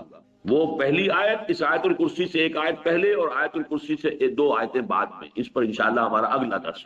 یا ایھا الذین آمنوا انفقوا مما رزقناکم من قبل ان یاتی یوم لا بیع فیہ ولا خلۃ ولا شفاعۃ والکافرون هم الظالمون۔ اے ایمان کے دعوے دارو، خرچ کر، لگا دو، کھپا دو ان سب چیزوں میں سے جو اللہ نے تمہیں دی، اس سے پہلے کہ وہ دن آ جائے جس دن نہ کوئی لین دین ہوگا، نہ کوئی سفارش اور شفاعت ہو، نہ کوئی دوستی، والکافرون هم الظالمون، اور کفر کرنے والے ہی ظالم شو۔ یہ میں نے آپ کو 3 مثالیں دی ہے کیٹیگوریکل ڈینائل کی، کہ کوئی شفاعت، تاکہ ایک دفعہ تو جڑ کٹ جائے، بات جو ہے بنیادی طور پر مستحکم ہو جائے، اس کے بعد اللہ بھی ہے۔ یہ دوسرا اسلوب ہے قرآن میں پھر کہاں سے بلڈ کر رہا ہوں اپنا تھیسس، نوٹ کر دی، جہاں ایک طرف یہ ہے کہ اپنے ہی عمل سے تمہیں نجات مل، لیس للانسان الا ما سعى وان سعيه سوف يرى، لیکن ساتھ ہی یہ بھی کہ میں اپنے عمل پر کوئی گھمنڈ نہ ہو جائے، اپنے عمل پر تکیہ اور بھروسہ نہ کر بیٹھنا۔ 2 پہلو ذہن میں ہمیشہ رہے، ایک یہ کہ اگر کسی خیر کی توفیق ملی ہے تو وہ بھی اللہ ہی سے، اسی کے لیے الحمدللہ الذی ہدانا لہذا وما کنا لنہتدی لولا ان ہدانا، اور دوسرا یہ کہ محض اپنے عمل پر کبھی تکیہ نہ کرنا۔ جو کوتاہیاں لاکھوں ہو رہی ہوتی جس کا تمہیں اندازہ بھی نہیں، تم ان کو جانتے بھی نہیں، نہ معلوم وہ کتنے انبار جمع ہو رہے ہیں، وہ جو گناہ کبیرہ ہیں ان کے کتنے تم نے انبار جمع کر لیے، ان کا وزن کتنا ہو جائے۔ لہذا رحمت خداوندی کے بغیر نہ سمجھنا کہ رستگاری ہو، کوئی انسان محض اپنے عمل سے جنت میں داخل نہیں ہو سکتا، یہاں تک کہ حضور اپنے بارے میں فرما رہے ہیں میں بھی جنت میں داخل نہیں ہو سکوں گا الا یتغمدنی ربی برحمتہ، مگر یہ کہ اللہ میرا رب مجھے اپنی رحمت کے تحت سائے میں لے لے۔ ہاں اسی طرح شفاعت، ولا شفاعت ولا تنفعها شفاعت لا يقبل منها شفاعت، یہ ساری جو ہے کیٹیگوریکل نفی ہے۔ اب میں 8 مقامات گنوا دیتا ہوں کہ جس کے اندر ایک الا بھی ہے کہ نہیں کچھ ہے، شفاعت ہے۔ اسی لیے میں نے عرض کیا تھا کہ مشکل معاملہ ہے، جیسے تقدیر کا معاملہ ویسے مشکل ہے۔ آیت الکرسی خود جو ہے لیجئے تو اس میں موجود ہے، من ذا الذی یشفع عندہ الا بہ، ہے کہ نہیں؟ آغاز کتنا پرجلال پرہیبت، من ذا الذی، کون ہے وہ؟ کانپ جائے گا، بڑے سے بڑا ولی کانپ جائے گا، انبیاء کانپیں گے جب اللہ فرمائے من ذا الذی، کون ہے وہ؟ کون اپنی یہ ذاتی حیثیت سمجھتا ہے؟ کون سمجھتا ہے کہ مجھ پر اس کا کوئی اختیار ہے؟ کون ہے جو سمجھتا ہے کہ وہ کوئی زور میرے خلاف استعمال کر سکتا ہے؟ کون ہے وہ؟ من ذا الذی یشفع عندہ، کون ہے وہ جو شفاعت کر سکے گا اس کے سامنے؟ الا بإذنہ، ہاں الا سوائے اس کی اجازت۔ معلومہ اسی کیٹیگوریکل انداز میں جیسا کہ پچھلی آیت میں تھا ولا شفاعۃ، اس کی مزید جو ہے اس کو مزید فورٹیفائی کیا ہے، مزید مضبوط کیا ہے، من ذا الذی یشفع عندہ الا بہ، لیکن الا بہ۔ سورہ انبیاء میں فرمایا ولا یشفعون الا لمن ارتضی، وہ شفاعت نہیں کر سکیں گے مگر جن کے لیے اللہ راضی ہو۔ اب یہ اللہ گنوا رہا ہوں میں آپ، ما من شفیع الا من بعد اذنہ، سورہ یونس علیہ الصلوۃ والسلام، کوئی نہیں ہے سفارش کرنے والا سوائے اس کی اذن کے بعد۔ لا یملکون الشفاعۃ الا من اتخذ عند الرحمن عہدا، سورہ مریم، یومئذ لا تنفع الشفاعۃ الا من اذن له الرحمن، سورہ طٰہٰ، اس روز کوئی شفاعت نہیں کر سکے گا سوائے اس کے کہ جس کو رحمان کی جانب سے اجازت مرحمت ہو۔ ولا تنفع الشفاعۃ عنده الا لمن اذن له، سورہ سبا، اس کی جناب میں کوئی سفارش کام نہیں آ سکے گی الا یہ کہ جس کے لیے اس نے اجازت دی۔ سورہ زخرف میں فرمایا ولا یملکون الذین یدعون من دونہ الشفاعۃ الا من شہد بالحق، کوئی نہیں ہے جسے اختیار حاصل ہو اس کی جناب میں شفاعت کا سوائے اس کے کہ جو حق کی شہادت. وہ حق کو باطل نہیں کرے گا، باطل کو حق نہیں کرے گا، بات صحیح نہیں. سورہ نجم میں فرمایا جس میں وہ الفاظ آئے ہیں لیس للانسان الا ما سعى وان سعيه سوف يرى، اسی میں یہ الفاظ ہیں وَكَم مِّن مَلَكٍ فِي السَّمَاوَاتِ لَا تُغْنِي شَفَاعَتُهُمْ شَيْئًا إِلَّا مِن بَعْدِ أَن يَأْذَنَ اللَّهُ لِمَن يَشَاءُ وَيَرْضَىٰ. کتنے ہی فرشتے ہیں آسمانوں کے اندر، لیکن ان کی شفاعت کسی کو فائدہ نہیں پہنچا سکے گی مگر اس کے بعد کہ اللہ تعالیٰ اجازت دے. اور یہاں تو بات کو دو طرف کرتی، اذن بھی دے جو شفاعت کر رہا ہے اس کو اذن، جس کے لیے شفاعت کی جانی ہے اس کے لیے بھی منظوری. یہاں شرطیں دو طرف، من بعد ان یاذن اللہ لمن یشاء ویرضی، اللہ اجازت دے. یہ ہے اب دو چیزوں کے درمیان معاملہ آ رہا ہے، وہی بال سے زیادہ باریک اور تلوار کی دھار سے زیادہ تیز. ادھر ہوتے ہیں تو شرک، ادھر ہوتے ہیں سرے سے انکار کر دے. چنانچہ ہمارے ہاں ہے یہ انتہائیں موجود ہیں. خوارج نے سرے سے انکار، کوئی شفاعت، وہ انتہائی شدید تھے اپنے ان معاملات میں. ان کی شدت کا ایک مظہر یہ بھی تو ہے نا کہ جو گناہ کبیرہ کا مرتکب ہے وہ کافر ہو گیا، کافر ہو گیا تو گویا کہ مرتد ہے، مرتد ہے تو وہ واجب القتل. وہ تو پھر چونکہ ایک فشت اول چونی حد معمار کج تاثریہ ابھی ربط دیوار کج، گناہ کبیرہ کا مرتکب کافر ہو گیا. وہ پہلے مسلمان تھا، اس کی جان مال آبرو محفوظ تھی مسلمان معاشرے کے اندر. آپ کوئی دسترازی نہیں کر سکتے تھے، نہ اس کے مال پر، نہ اس کی جان پر، نہ اس کی عزت پر، حرمت پر، کچھ بھی نہیں، محفوظ. لیکن جب مرتد ہو گیا تو اب اس کا خون بھی مباح ہے، قتل کر سکتے ہو، اس کا مال بھی مباح ہے، سارا کا سارا مال تم جو ہے لے سکتے ہو، اس کی بیوی بھی وہ بھی حلال ہو گئے تمہارے اوپر، اسے اپنی کنیز بنا سکتے. اور یہ بھی جان لیجئے کہ انتہائی نیک لوگ تھے، بڑے عابد لوگ. ظاہر ہے جن کا معیار یہ ہو کہ جو گناہ کبیرہ کرے وہ مرتد ہے، مرتد واجب القتل ہے، مباح الدم ہے، اس کا مال بھی، اس کی حرمت، اس کی ہر چیز جو ہے آپ کے لیے حلال ہو گئی. وہ اگر ایسے لوگ کہیں رہ رہے ہوں تو وہ خود کتنے نیک ہوں گے. تو نیکی اپنی جگہ پر ہے، اور اعتدال اور توازن اپنی. یہاں میں توازن کی بات کر رہا ہوں، اعتدال کی بات کر رہا ہوں. بال سے زیادہ باریک اور تلوار کی دھار سے زیادہ تیز راستے کی بات کر. توازن ہی تو اصل شے ہے. خوارج سرے سے منکر ہے کوئی شفاعت، کسی طرح کی شفاعت. لیکن اس سے آگے کا ایک درجہ ہے معتدلہ کا. کچھ ڈھیلے ہیں، بعض شفاعتوں کے وہ قائل ہیں، وہ میں تفصیل سے آپ کو بتاؤں گا.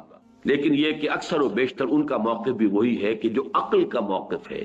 عقل کا موقف تو یہی ہوگا جب اللہ نے انسان کو اختیار دیا، اسے دنیا میں دارالامتحان دنیا کو بنا کر اس میں بھیجا. اب وہ اپنے اختیار کو استعمال کرتے ہوئے یا یہ راستہ اختیار کرتا ہے یا یہ راستہ اختیار کرتا ہے، اما شاکرا و اما کفورا. چاہو تو یہ شکر کا راستہ اختیار کرے، چاہے کفران نعمت کا راستہ اختیار کرے. ومن شاء فلیؤمن ومن شاء فلیکفر، جو چاہے وہ ایمان لائے، جو چاہے کفر کرے.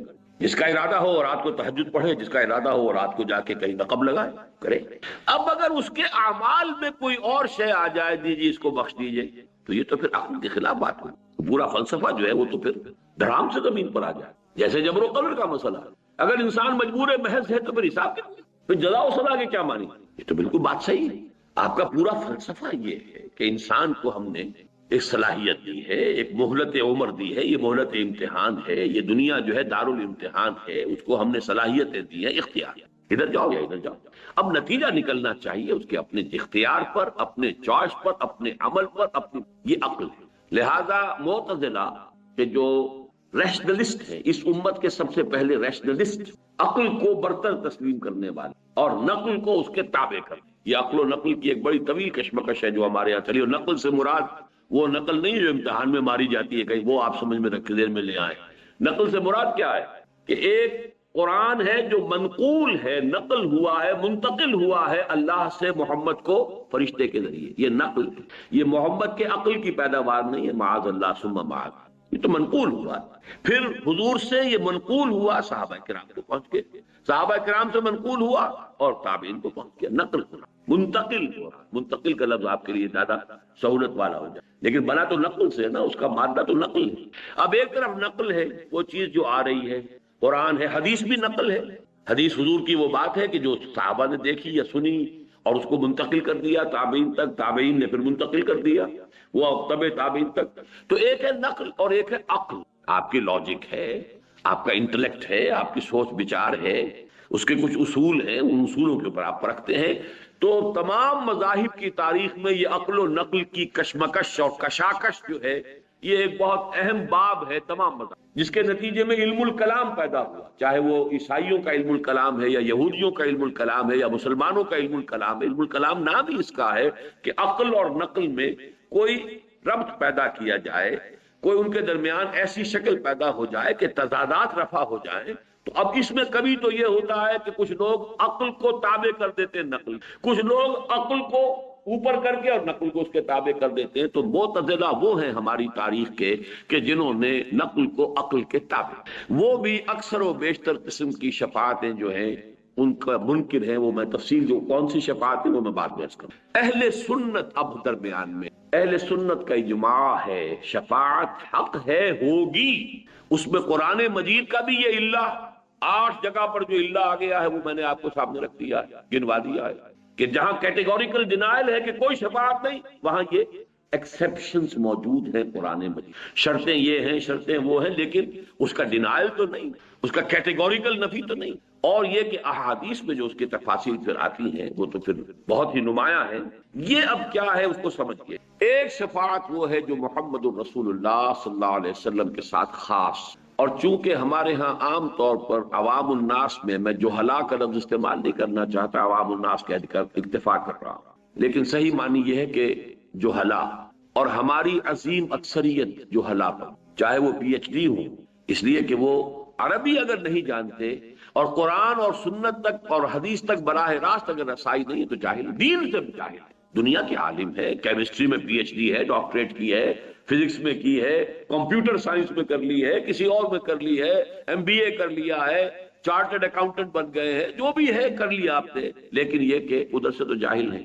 ان جہلا میں سب سے زیادہ تو تصور گمراہ کل پیدا ہوا ہے وہ حضور کی شفاعت کبریٰ اور شفاعت عظمیٰ۔ تصور یہ ہے کہ حضور تو اپنی پوری امت کو بس شفاعت کر کے اور اللہ کے ہاں عذاب سے اور پکڑ سے اور حساب سے بچا لیں گے۔ جب کبریٰ کا لفظ آ گیا، شفاعت کبریٰ، شفاعت عظمیٰ، لیکن احادیث کا جب مطالعہ کریں گے تو آپ کو معلوم ہوگا وہ شفاعت کیا ہے۔ عجیب ہے بات، کہاں سے کہاں پہنچ جائیں گے، آسمان سے زمین پر آ جائیں۔ اس شفاعت کبریٰ کا جو اصل محل ہے وہ 2 چیزیں ہیں جو قرآن مجید جو احادیث نبویہ سے ثابت ہے۔ نمبر 1 یہ کہ قیامت کا دن جو بڑا سخت ہوگا، بڑا بھاری ہوگا، وہ دن کتنا سخت اور کتنا بھاری ہوگا۔ سورہ مزمل میں فرمایا ہے یوم یجعل الولدان شیبا، اس کی سختیاں، اس کی صعوبتیں بچوں کو بوڑھا کر، یوم یجعل الولدان شیبا السماء منفطر به کان وعده مفعولا، آسمان اس دن سے گویا کہ پھٹا پڑ رہا ہے۔ ایسی چیز ہے جو کہیں پر کسی جگہ پر ہو اور اس کے بوجھ سے وہ شے پھٹی جا رہی ہے، وہ قیامت کا دن جو ہے گویا کہ آسمانوں میں ثقلت فی السماوات والارض، وہ تو آسمان اور زمین کے اندر موجود ہے، وہ قیامت ان بلٹ ہے اور اس کی وجہ سے وہ پھٹنے کو ہے۔ اور وہ دن کیسا ہوگا؟ یوم یجعل الولدان شیب۔ اسی کو سورہ مدثر، میں نے صرف یہ 2 صورتیں جو ایک جوڑے کی ہیں انہی کے حوالے اس کو دے رہا ہوں۔ ذالک یومئذ یوم عسیر علی الکافرین غیر فاذا نقر فی الناقور فذالک یومئذ یوم عسیر علی الکافرین غیر، بڑا سخت اور بڑا بھاری دن ہوگا۔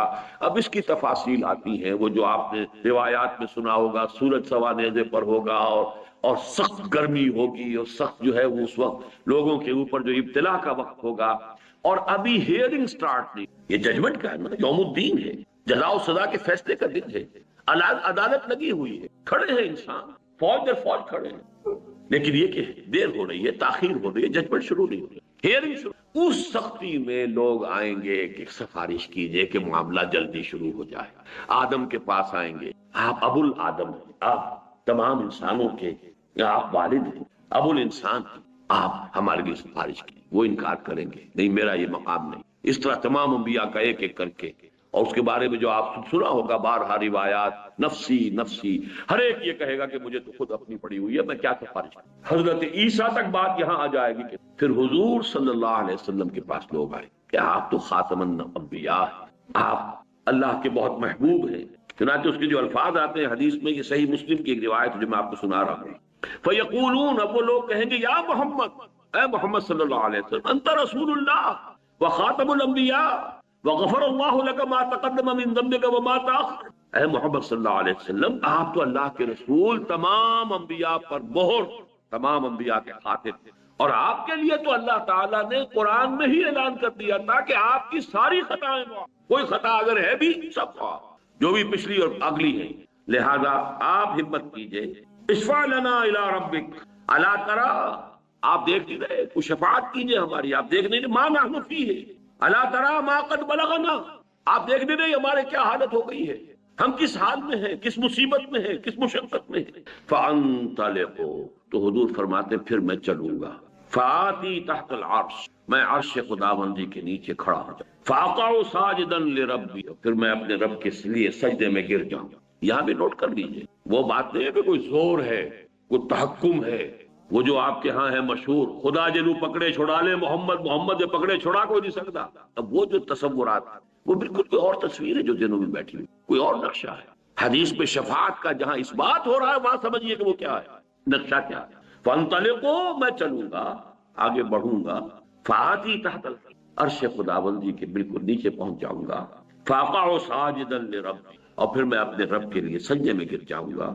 ثم يفتح الله علي ويلهمني من محامده وحسن الثناء عليه شيء لم يفتح لأحد قبلي، اور اس وقت اللہ تعالیٰ مجھ پر کھولے گا اپنے حمد اور ثنا کے بعد ایسے امور کہ جو اس سے پہلے اس نے کسی پر نہیں کھولے۔ میں نے یہ 50s میں یہ روایت سنی تھی ایک مرتبہ، ذرا مختلف الفاظ میں، مجھے یاد آ گئے مولانا داؤد غزنوی رحمۃ اللہ علیہ۔ وہ ایک عجیب، یوں سمجھیے کہ ایک کمبینیشن عجیب تھا ان کی شخصیت میں، ایک طرف تو اہل حدیث، دوسری طرف صوفی، یہ دونوں چیزیں بڑی مشکل سے جمع ہوتی ہیں۔ اہل حدیث عام طور پر تصوف کے دشمن، لیکن یہ کہ ان کے ہاں میں نے دیکھا کہ یہ دونوں چیزیں جمع تھیں۔ تو انہوں نے ایک خطبہ جمعہ میں منٹگومری میں یہ واقعہ بیان کیا، تو آیا کہ اس روز میں اپنے رب کی وہ حمد کروں گا۔ وہ کوئی دوسری روایت ہے کہ قیامت کے دن لواء الحمد بیدی، اللہ کے حمد کا جھنڈا میرے ہاتھ میں، اور اس روز جو حمد میں اللہ کی بیان کروں گا وہ آج نہیں کر سکتا۔ یہ میں نے اپنے بعض دروس میں اس کی تفصیل بیان کی ہوئی ہے کہ حمد انسان کرتا ہے اپنی معرفت اور انڈرسٹینڈنگ کی مناسبت سے۔ آپ نے کسی شے میں کوئی حسن دیکھا، اس کے کچھ پہلو آپ پر نمایاں ہو گئے کہ اس میں یہ محاسن ہے، یہ خوبیاں ہیں، یہ اچھائیاں، یہ آپ کی انڈرسٹینڈنگ ہے، اپریسیشن ہے۔ جتنی اپریسیشن ہے اتنا ہی تو بیان کر سکیں گے۔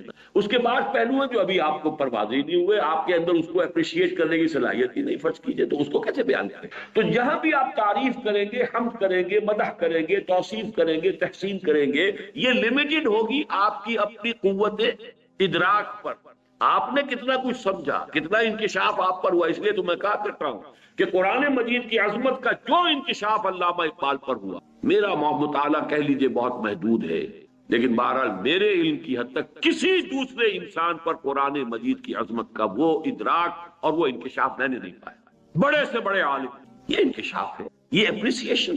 ایک بہت بڑا فلسفی ہی اپریشیٹ کر سکے گا نا کہ قرآن کی اس آیت میں کس قدر بڑا فلسفہ ہے۔ آپ آدمی کو کیا پتا کیا اس میں لکھا ہوا ہے۔ وَلَا تَكُونُوا كَالَّذِينَ نَسُوا اللَّهَ فَأَنسَاهُمْ أَنفُسَهُمْ، وہ اقبال ہی نہیں سمجھا کہ اسی سے کہتا ہے کہ میرا پورا فلسفہ خود ہی جو ہے وہ اس ایک آیت سے مستنبط ہے۔ جس کو فلسفہ وجود کی کبھی ہوا بھی نہیں لگی، اسے پتہ ہی نہیں کہ وجود کا مسئلہ کیا ہے، اسے کیا پتا هو الاول والآخر والظاہر والباطن میں کیا سمندر ہے معرفت کا کہ جو مثبت ہے۔ تو انکشاف اس عظمت قرآن کا، اپنی استعداد، اپنی صلاحیت، اپنی وسعت علم، اپنے ذہن کا جو یہ ظرف ہے وہ کتنا گہرا ہے، کتنا چوڑا ہے، کتنا بڑا ہے، اس میں کتنی کچھ سمائی ہو سکتی، اسی کے اعتبار سے ہوتا۔ تو اس حوالے سے حضور فرماتے اس روز جو میں حمد اللہ کی بیان کروں وہ آج نہیں کرتا، یعنی اس وقت اللہ تعالیٰ کی صفات کمال، اس کا جو مجھ پر انکشاف ہوگا اس دن، وہ آج مجھ پر نہیں ہے۔ حالانکہ آج بھی جتنا ہے ہم اس کا تصور نہیں کر سکتے۔ حضور کی اس حیات دنیاوی کے دوران میں بھی جو تصور تھا وہ بھی ہمارے لیے وراء الورا ثم وراء الورا ثم وراء الورا، ہمارے تصور سے تو وہ بھی دور۔ لیکن حضور فرماتے ہیں کہ خود میں بھی آج وہ ادراک اور شعور جو ہے مجھے حاصل نہیں جو اس روز مجھے عطا کیا جائے گا۔ اور یہاں اس حدیث میں یہ صحیح مسلم کی روایت ہے، اس کی پورے الفاظ میں نے آپ کو سنا دیے۔ ثم یفتح اللہ علی ویلہمنی، پھر اللہ مجھے الہام فرمائے گا۔ اب دیکھیے بہت اہم لفظ آیا یہاں پہ، الہام، اور یہ میری بحث میں ابھی آئے گا بڑی اہمیت کے ساتھ۔ اسی سے گرہ کھلتی ہے شفاعت کی ایک اہم اور ایک بڑے ہی غامض مسئلے۔ الہام اللہ فرمائے گا مجھے اپنے حمد کی، محامد، وہ چیزیں، وہ اوصاف، وہ چیزیں، وہ ایٹریبیوٹس کہ جن پر حمد کی جائے، قابل حمد جو اللہ کی ذات کے پہلو ہیں وہ اس دن جو مجھے اللہ الہام کرے گا وہ ہوں گے کہ جو کسی پر اس نے نہیں کھولے، فتح کھولنا، واضح کرنا، عام کرنا۔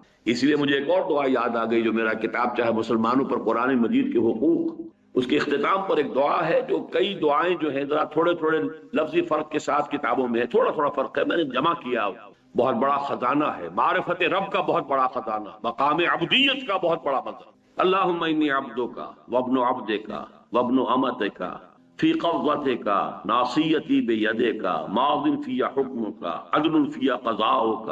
ذرا اندازہ کیجئے عبدیت کا۔ اے اللہ میں تیرا بندہ ہوں، اللہم انی عبدک وابن عبدک، میرا باپ بھی تیرا ایک ادنا غلام تھا، وابن امتک، میری ماں بھی تیری ادنا کنیز تھی، اللہم انی عبدک وابن عبدک وابن امتک فی قبضتک، میں تیرے قبضہ قدرت میں ہوں، ناصیتی بیدک، میری پیشانی تیرے ہاتھ میں ہے، ماض فی حکمک، میرے پورے وجود میں تیرا ہی حکم جاری و ساری ہے، عدل فی قضاؤک، میرے بارے میں جو فیصلہ تو کرے وہ عدل، کوئی شک ہے ہی نہیں تیرے عدل پر۔ اب اس کے بعد سوال ہے، یہ حمد کرنے کے بعد سوال ہے۔ میں سمجھتا ہوں کہ بہت کم نصیبی ہے ان کی جنہوں نے میرا وہ کتابچہ پڑھا اور یہ دعا یاد کی۔ اللہم انی عبدک وابن عبدک وابن امتک فی قبضتک ناصیتی بیدک ماض فی حکمک عدل فی قضاؤک۔ یہ ساری حمد تحمید ہے، یہ ساری تواضع، یہ عاجزی، یہ ان کے ساری تمہید ہے کس بات؟ اسألوک بکل اسم ھو لک، اے اللہ میں تجھ سے سوال کرتا ہوں تیرے ہر اس نام کے حوالے سے جو تیرا ہے، جو تیرے اسماء ہیں، میں انہی کے حوالے سے پکار سکتا ہوں۔ قرآن مجید میں آیا کہ نہیں؟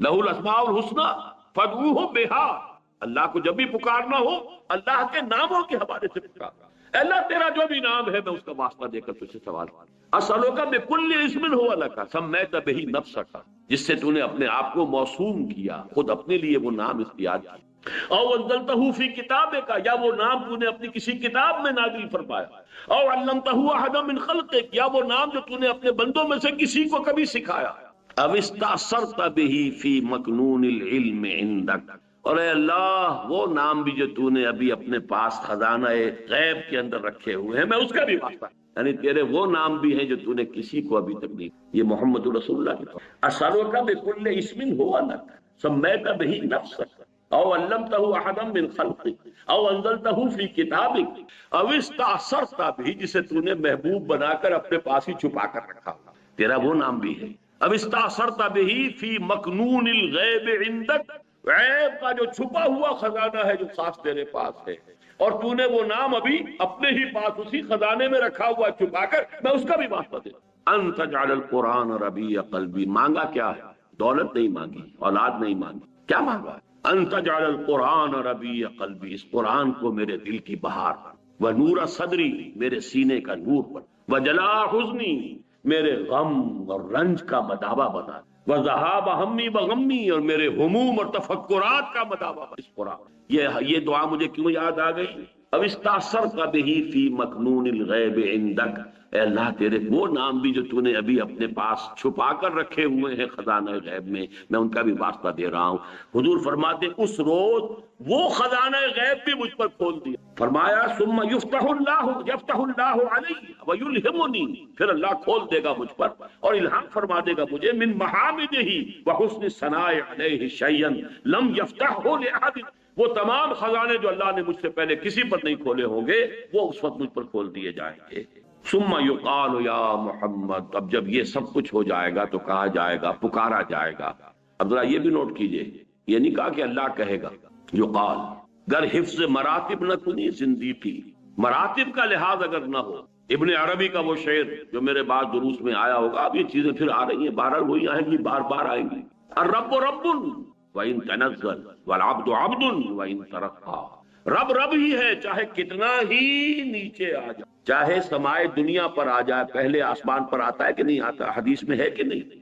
ہر رات کے پچھلے گھڑیوں میں، جنہیں آپ کہتے ہیں small hours of the morning, یہ 2 3 4 یہ سب سے چھوٹے ہیں نا، ان سے 1 2 3 4 12 کے بعد 1 پہ آ گئے نا، ایک دم اسمال آورز آف، یہ جو شروع کی صبح کے آف دی مارننگ، ان میں اللہ نزول اجلال فرماتا ہے، پہلے آسمان پر آ جائے، اور محمد الرسول اللہ شب معراج میں 7ویں آسمان پر پہنچے، لیکن محمد محمد ہے، اللہ اللہ ہے۔ الرب رب وان تنزل، رب رب ہی ہے چاہے کتنا ہی نیچے آ جائے، کتنا ہی نزول پر، والعبد عبد وان ترقى، بندہ بندہ ہی رہے گا چاہے کتنا ہی ترقی کر لے اور کتنی ہی اونچے مقام پر پہنچے۔ وہ حفظ مراتب یہاں پر نوٹ کیجئے، کہا جائے گا ثم یقال، پھر کہا جائے گا، کوئی کہنے والا کہے گا، کوئی پکارے گا، جیسے درباروں کے اندر ہوتے ہیں وہ اعلان کرنے والے کچھ اور ہوتے ہیں، ثم یقال یا محمد ارفع راسک سل تعطى اشفع تشفع، اس وقت مجھ سے کہا جائے گا اے محمد صلی اللہ علیہ وسلم اپنا سر اٹھاؤ، سجدے میں پڑے ہوئے، یہ ساری حمد و ثنا تو سجدے میں کر رہے ہیں، ارفع راسک، اپنا سر اٹھاؤ، سل اور مانگو تو تمہیں عطا کیا جائے، وشفع کرو جو سفارش کرنی، تشفع تشفع تمہاری شفاعت قبول کی جائے، فارفع راسی فاقول، اس کے بعد میں اپنا سر اٹھاؤں گا اور کہوں گا۔ یہاں تک کا پورا نقشہ میں نے آپ کے سامنے بیان کر دیا حدیث کے الفاظ میں۔ اب یہ شفاعتیں دو ہوں، جسے شفاعت کبریٰ کہا گیا وہ کیا ہوگی، جس کو کہا گیا ہے ہمارے ہاں وہ شفاعت کبریٰ کیا ہوگی، اللہ تعالی کی طرف سے وہ جو تاخیر ہو رہی تھی حساب کتاب کی وہ ختم ہو، حساب شروع ہو جائے، یہ ہے شفاعت کبریٰ۔ اور دوسری شفاعت کبریٰ کیا ہوگی، کہا جائے گا کہ میں کہوں گا یا رب امتی امتی، پروردگار مجھے اپنی امت کی، پروردگار مجھے اپنی امت کی، فیقال یا محمد، تو کہا جائے گا اے محمد صلی اللہ علیہ وسلم ادخل الجنت من امتک، اپنی امت میں سے جنت میں داخل کر دو، من لا حساب علیہ من الباب الایمن من ابواب الجنہ، ان لوگوں کو جن کے ذمے کوئی حساب نہیں۔ یہ کون لوگ ہیں جن کے ذمے کوئی حساب نہیں؟ جنت کے داہنے دروازے سے ان لوگوں کو لے جاؤ، داخل کر دو جن پر کوئی حساب۔ یہ دوسری احادیث سے معلوم ہوتا ہے، بعض احادیث میں تو 70,000 کا عدد ہے، میری امت میں سے 70,000 لوگ ایسے ہوں گے جن کے بارے میں امام بخاری نے باب قائم کیا ہے، يدخل الجنت 70,000 بغیر حساب، 70,000 جو ہے امتی محمد الرسول اللہ صلی اللہ علیہ وسلم کے وہ بغیر حساب کتاب۔ وہ کون سے ہوں گے؟ وہ لوگ ہوں گے جس کے بارے میں فرمایا لا یکتبون ولا یسترقون ولا یتطیرون وعلی ربہم یتوکلون، وہ تیری امت کے لوگ اے محمد صلی اللہ علیہ وسلم جو خالص متوکل تھے اللہ، لہذا نہ تو وہ داغ لگواتے تھے، نہ وہ کوئی جھاڑ پھونک کرواتے تھے، نہ کوئی فال لیتے تھے۔ یہ تین اوصاف جو لوگ اپنے معاملے کو کلیتاً اللہ کے حوالے۔ اب جھاڑ پھونک ہو رہی ہے، ایک ہے دوا، علاج، ایک مناسب حد تک علاج کرنا سنت ہے، علاج کیجئے دوا کے ذریعے سے، جیسا کہ میں نے عرض کیا، آپ سے آ کر کسی نے کہا کہ مجھے یہ تکلیف ہے، میں اللہ سے دعا کر رہا ہوں، آپ بھی دعا کیجئے، کیجئے، بالکل اس میں کوئی حرج نہیں، قتل کی یہ شفاعت ہے اور یہ جائز ہے، ہونی چاہیے۔ اسی طرح کسی سے آپ نے کہا مجھے پانی پلا دو، یہ بالکل ٹھیک ہے۔ جو بھی ہمارے مادی قوانین ہیں، جو عالم مادی ہے، اس کے تحت کسی سے مدد مانگ لینا، یہ قطعاً کوئی نہ کفر ہے نہ شرک ہے۔ لیکن کسی روح کو پکارنا، یا شیخ عبد القادر جیلانی میری یہ تکلیف رفع کر دے، یہ شرک ہے۔ کسی فرشتے کو پکارنا، یا جبرائیل میری اس وقت یہ مدد کر دے، یہ شرک ہے۔ محمد کو پکارنا، علی کو پکارنا، یا علی مدد، یہ کفر اور شرک ہے۔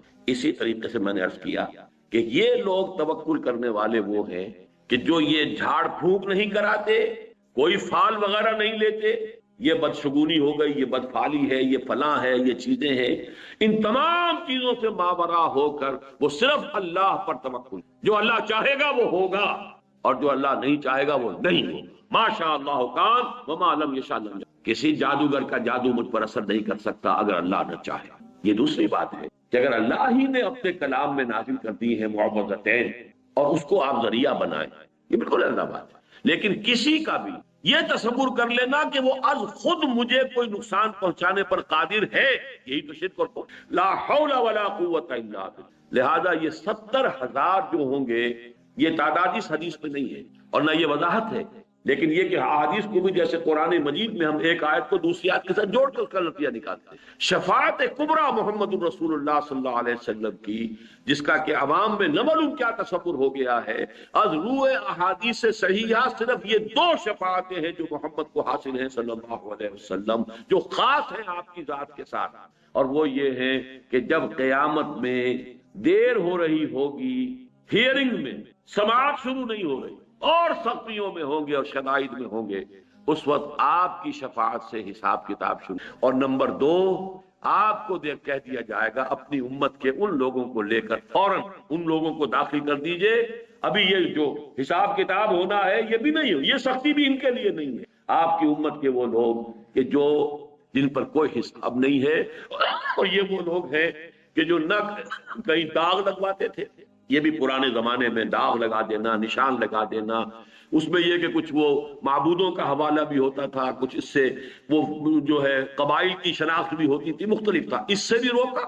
اور جھاڑ پھونک، اب جھاڑ پھونک کے اندر نوٹ کر لیجئے، جو چیز محمد رسول اللہ سے ثابت ہوگی وہ تو ہم کریں گے، لیکن اس سے آگے پھر جو عملیات ہمارے ہاں مشہور ہو گئی ہیں، فلاں عملیات فلاں عملیات، یہ تمام چیزیں جو ہے وہ اسی کھاتے میں آ جائیں۔ وہ متوکلون جن کے بارے میں فرمایا گیا ہے کہ وہ جائیں گے جنت کے اندر بغیر حساب، ان کے تین ہیں، لا یکتبون ولا یسترقون ولا یتطیرون وعلی ربہم یتوکلون، اور وہ صرف اپنے رب پر توکل کریں گے، اپنے معاملے کو فوض امری اللہ ان اللہ بصیر بالعباد، اللہ کے حوالے کر دیں گے کہ اللہ تعالی ہی میرے تمام حالات کو جانتا ہے، دیکھ رہا ہے۔ سپرتم بے تو مایا خیشرا، تو دانی حساب کم۔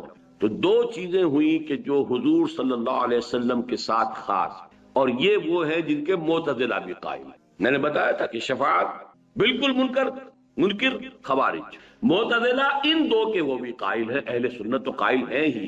تیسری شفاعت وہ ہے کہ جس کے معتزلہ سرے سے منکر ہے اور خوارج تو ہے ہی، لیکن اہل سنت کے نزدیک وہ ثابت ہے۔ وہ سفارش کس کی ہے؟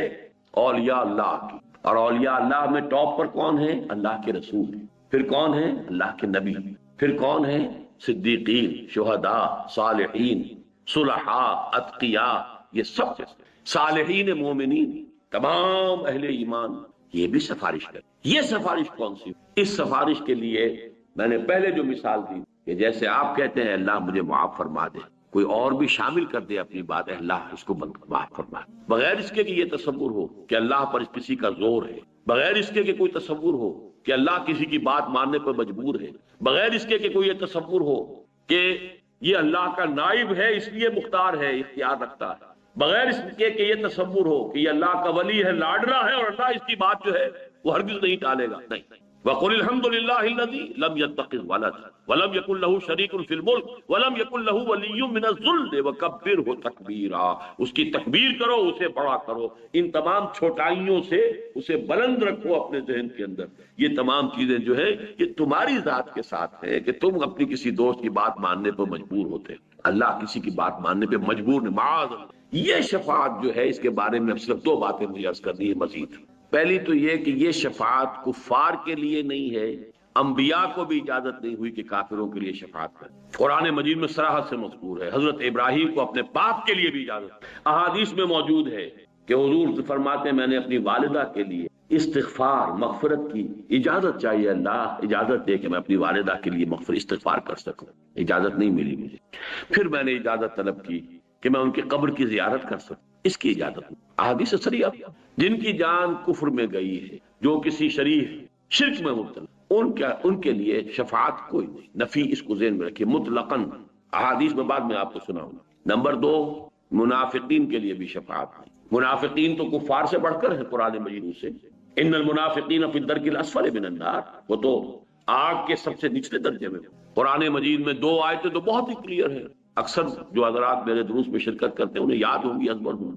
سورہ منافقون میں کیا فرمایا؟ سواء علیہم استغفرت لہم ام لم تستغفر لہم لن یغفر اللہ۔ اے نبی ان کے حق میں بالکل برابر ہے، چاہے آپ استغفار کریں ان کے لیے چاہے نہ کریں، اللہ ہرگز ان کو معاف نہیں۔ اور اس سے بھی زیادہ سخت، استغفر لہم او لا تستغفر لہم ان تستغفر لہم 70 مرۃ لن یغفر اللہ۔ اے نبی آپ ان کے لیے استغفار کریں یا نہ کریں، آپ 70 مرتبہ استغفار کریں گے تبھی ہم نہیں مانیں، اللہ ان کو معاف نہیں۔ بتائیے اس سے زیادہ کیٹیگوریکل کوئی آیت چاہیے آپ؟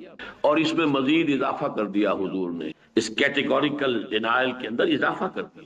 اگر مجھے یہ معلوم ہوتا کہ 70 مرتبہ سے زیادہ استغفار کرنے پر، زیادہ مرتبہ استغفار کرنے پر میری سنوائی ہو جائے گی تو میں زیادہ کرتا، یعنی 70 کو یہ نہ سمجھو کہ 70 مراد ہے، ہو ہی نہیں سکتا۔ اگر مجرد 70 کی بات ہوتی تو میں 71 مرتبہ کرتا، میں 100 مرتبہ کرتا، میں 700 مرتبہ کرتا، کہ نہیں، مراد اس سے کیا ہے؟ استغفر لہم او لا تستغفر ان تستغفر لہم 70 مرۃ فلن یغفر اللہ۔ اب 3 حدیثیں سن لیجئے جس سے وہ معلوم ہو جائے گا کہ کن کے لیے یہ شفاعت ہے۔ پہلی حدیث بخاری کی ہے، حضرت ابو ہریرہ سے رضی اللہ تعالی عنہ، اسعد الناس، حضور فرماتے ہیں اسعد الناس بشفاعتی یوم القیامہ من قال لا الہ الا اللہ خالصا من قلبہ، سب سے زیادہ خوش بخت میری شفاعت کے معاملے میں قیامت کے دن وہ ہوگا جس نے لا الہ الا اللہ کہا ہوگا خلوص سے قلب سے۔ من قال لا الہ الا اللہ نہیں ہے، صرف شرط خلوص سے، غیر مشروط نہیں ہے۔ اب خلوص قلب کے ساتھ لا الہ الا اللہ کہنے کے مظاہر کیا ہوں گے، تقاضے کیا ہوں گے، اس کا ثبوت کیا ہوگا، اس کا عمل کیا ہوگا، اس کے شواہد کیا ہوں گے، میں اس کی تفصیل میں نہیں جا سکتا۔ اس وقت صرف آپ کو بتانا یہ مقصود ہے کہ ہے، لیکن ہے مشروع۔ اسی طرح بڑی پیاری حدیث ہے، یہ مسلم شریف کی روایت ہے حضرت ابو ہریرہ صحیح رضی اللہ تعالی عنہ، لکل نبی دعوت مستجابۃ، ہر نبی کے لیے اللہ نے ایک دعا ایسی رکھی کہ جو لازماً قبول ہو، اللہ تعالیٰ کی طرف سے خاص گرانٹ ہے ہر نبی کے لیے ایک دعا، تو جو مانگو فتعجل کل نبی دعوتہ، تو ہر نبی نے اپنی دعوت کو، اپنی دعا کو جو حق دیا گیا تھا یہ اسپیشل دعا کا، وہ استعمال کر لیا جلدی سے، یعنی اس دنیا میں استعمال کر لیا تو جلدی ہو گئی، دنیا عاجلہ ہے، کوئی نہ کوئی دعا اپنی ایسی کر لی جس سے وہ حق استعمال۔ وَإِنِّ اخْتَبَأْتُ دعوتی شفاعةً یوم القیامہ، میں نے اپنی اس دعا کو شفاعت کے طور پر قیامت کے دن کے لیے محفوظ کر لیا۔ کتنا حوصلہ افزا معاملہ ہے، کتنا امید افزا، لیکن آگے شرط آ رہی ہے فَهِيَ نَائِلَةٌ إِن شَاءَ اللَّهُ تَعَالَى مَن مَاتَ مِنْ أُمَّتِي لَا يُشْرِكُ بِاللَّهِ شَيْئًا، وہ میری شفاعت، اور یہاں بھی انشاءاللہ وہ میری شفاعت، وہ دعا اللہ نے گرانٹ کی ہوئی ہے پہلے سے، وہ دعا جو میں نے رکھ لی ہے کہ شفاعت کے لیے استعمال کروں گا قیامت کے دن اپنی امت کے لیے، وہ انشاءاللہ میری یہ دعا اس شخص کے حق میں ثابت ہو جائے گی، مفید ہو جائے گی جو مرا ہو اس حال میں کہ اس نے اللہ کے ساتھ شرک۔ اب یہاں شرک کس کس کو کہتے ہیں؟ شرک صرف بت پرستی کا نام ہے، شرک صرف بتوں کو سجدہ کرنے کا نام ہے، یا جھنڈے کی سلامی بھی شرک ہے، یا قومی ترانے میں کھڑا ہونا بھی شرک ہے؟ اس کا سمجھنا ذرا باریک بات ہے۔ شرک نے ہمیشہ بھیس بدلے ہیں، ہمیشہ بھیس بدلے، ہر دور میں نئی صورت میں آیا۔ آج کا سب سے بڑا شرک انسانی حاکمیت کا، ان الحکم الا للہ لا یشرک فی حکمہ احدا، نہیں ہم سب شریک ہیں، اللہ تیری حاکمیت میں شریک ہے، بلکہ تجھ سے بڑے حاکم ہے، تیرا حکم نیچے ہماری مرضی۔ تو شرک پر تو میرے پھر 6 لیکچر سنیے، کبھی ہیں 20 سال پرانے، کبھی مجھے بھی خواہش ہوتی ہے کبھی میں بھی سنوں ان کو، لیکن یہ کہ میں نے الحمدللہ کہ اس کے مختلف پہلوؤں کو واضح کیا ہے۔ شرک فی الذات، شرک صفات، شرک فی الحقوق، ان 3 اعتبارات 6 گھنٹے کے لیکچر سے۔ ایک شرک وہ بھی ہے، ذرا غریبانوں میں جھانکیے، کون اس سے بچا ہوگا؟ تعس عبد الدینار و عبد الدرہم، ہلاک ہو جائے درہم و دینار کا، اس کا معبود دولت ہے، حلال اور حرام کی تمیز نہیں ہے، دولت ہے۔ کون ہے معبود؟ دولت۔ عبد الدینار ہے، یہ نام ان کا عبد الرحمن ہے، حقیقت میں عبد الدینار ہے، جسے دینار کے لیے، دینار سے اتنی محبت ہے کہ نہ حلال کا خیال ہے نہ حرام سے کوئی اجتناب۔ بہرحال شرط مشروط ہے، اس کے سوا وہ شفاعت کام نہیں آئے، چاہے وہ انبیاء ہو، رسول ہو، کوئی بھی، صلحاء ہو، اتقیاء ہو۔ تیسری حدیث یہ سنن کی ہے، یہ صحیحین میں نہیں ہے، اور یہ حضرت عوف ابن مالک سے ہے رضی اللہ تعالی عنہ۔ اتانی آتم من ربی، حضور فرما رہے ہیں، یہ آپ اپنا کوئی تجربہ، روحانی تجربہ بیان فرما رہے ہیں، کوئی عالم غیب سے جو آپ کے معاملات ہوتے تھے۔ میرے پاس آیا ایک آنے والا میرے رب کی جانب سے، ایک آنے والا میرے پاس آیا، اللہ کا کوئی فرشتہ، اتانی آتم من ربی فخیرنی، اور اس نے مجھے ایک اختیار دیا، ان یدخل نصف امتی الجنت۔ 2 باتیں ہیں اے محمد، اللہ کی طرف سے آپ کو یہ اختیار دیا جا رہا ہے، اور یہ پیغام میں پہنچا رہا ہوں، آپ کو اختیار ہے، یا تو آپ اپنی آدھی امت کے جنت میں داخل ہونے کی ضمانت لیں، ان یدخل نصف امتی الجنہ، اور دوسرا آپشن کیا ہے؟ وبین الشفاعت، اور یہ کہ دوسرا یہ ہے کہ شفاعت کریں قیامت کے دن۔ یہیں پر آپ کہتے ہیں تو ہاف گرانٹیڈ، آدھی امت آپ کی جو ہے اس کی مغفرت جو ہے وہ ہم کر دیں، اور ایک یہ ہے کہ آپ قیامت کے دن کے لیے اپنی شفاعت کو محفوظ رکھیں۔ فاخترت الشفاعہ، میں نے شفاعت کو قبول اختیار کیا، میں نے یہ آپشن قبول۔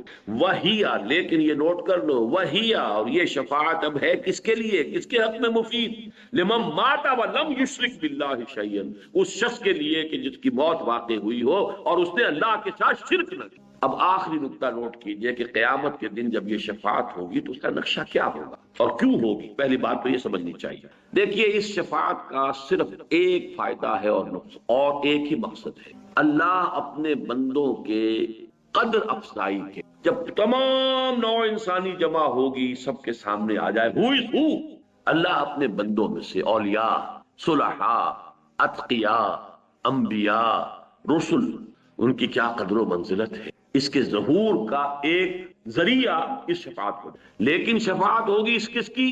کون کرے گا؟ جسے اجازت ملے۔ کس کے لیے؟ جس کے لیے اجازت ہو۔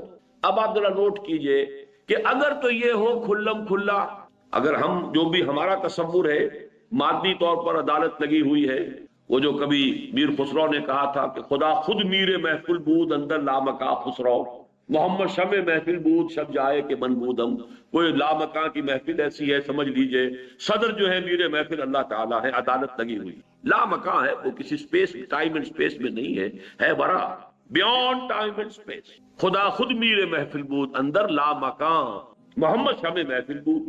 اب اس کا تصور کیجئے، خدا میر محفل ہے، عدالت لگی ہوئی ہے، مقدمات چل رہے ہیں، اگر اب آپ کہیں کہ کسی کے بارے میں ہاں اے محمد آپ کر سکتے ہیں، اس کے بارے میں شفاعت آپ کر سکتے ہیں، تو وہ مقصد تو فوت ہو گیا، پھر ان کی قدر افزائی کیا ہوئی؟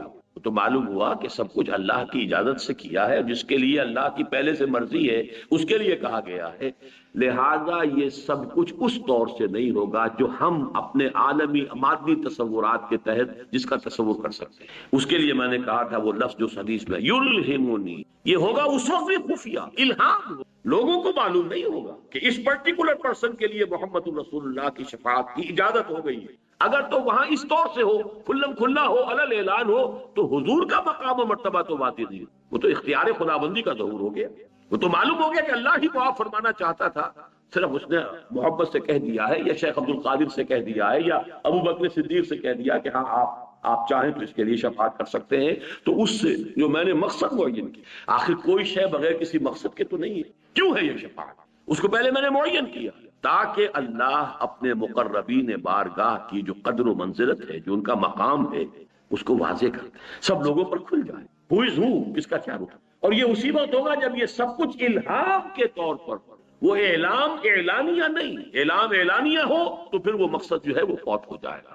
اسی لیے اس حدیث میں وَيُلْهِمُنِي، اللہ مجھے الہام فرمائے گا، اس وقت بھی جب کہ حضور جا کر سجدے میں سر رکھیں گے عرش کے سائے میں، عرش کے نیچے یا عرش کے سامنے، تو اب اگر فرض کیجئے کہ جیسے ہم تصور کریں گے کہ اللہ ڈکٹیٹ کرتا جا رہا ہے محمد اس طریقے سے میری حمد کرو، تو وہ تو بے تو کی بات ہو گئی، لفظ الہام ہے، اس وقت اللہ کی طرف سے الہام ہوگا، وہ اللہ کی شانیں، وہ اللہ کے اسماء جو آج سے پہلے کسی پر نہیں کھولے گئے تھے، وہ خزانے جو ہیں اسماء کے، وہ خزانے جو ہیں اللہ کے محامد اور محاسن کے، اس روز بطرز الہام محمد عربی صلی اللہ علیہ وسلم پر کھولے جائیں گے، تو اس وقت اللہ کی حمد و ثنا وہ کریں گے، ایسا کہ اس حدیث میں آیا جو میں آج نہیں کرتا، وہ تو اسی وقت اللہ تعالیٰ کی طرف سے، جیسے کہ معاملہ آتا ہے ابلیس اور آدم کے قصے، فتلقى آدم من ربه کلمات فتاب علیہ، یہ الہام کے ذریعے سے کلمات حضرت آدم کو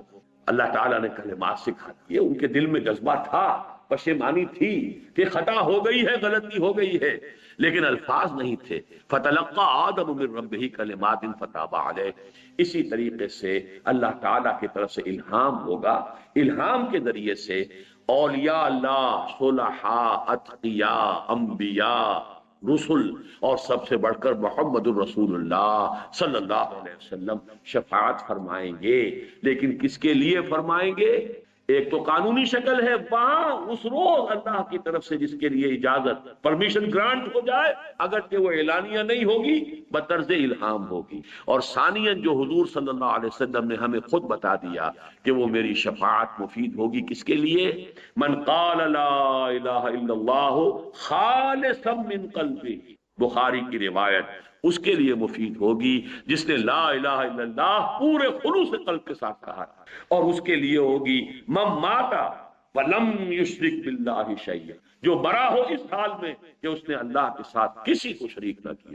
یہ دو شرطیں اللہ تعالیٰ مجھے اور آپ کو پوری کرنے کی توفیق عطا فرمائے، تو ہم شفاعت کے لیے پھر دو ہاتھ بھی پھیلا سکتے ہیں کہ اللہ ہمیں محمد کی شفاعت عطا فرما، ورزقنا شفاعتہ یوم القیامہ، یہ دعا کی، لیکن یہ کہ ایک طرف محنت کیجئے امکانی، اور میں نے جو اس کے نتیجہ نکالے ہیں 3، پوری بحث کو سم اپ کر رہا ہوں، آج کی پوری بحث کا حاصل کیا ہے؟ پورا زور رکھو اپنی طرف سے عمل صالح اور تواصی بالحق اور تواصی بالصبر، اپنی طرف سے کوئی کمی نہیں، کوئی کوتاہی نہیں۔ فی ما استطعتم، جو استطاعت ہے، فاتقوا اللہ ما استطعتم، اپنے امکان بھر۔ جیسے کہ حضور نے، میں نے چونکہ شروع میں کہا تھا تقدیر کا مسئلہ بھی ایسا ہی تھا، کسی نے سوال کر لیا تھا حضور جو اللہ تعالیٰ کی طرف سے ہے اگر وہی کچھ ہونا ہے، ایک جواب دیا حضور، اعملوا فکلکم میسر لما خلق، اپنی طرف سے پوری کوشش کرو، ہاں کر اتنا ہی سکو گے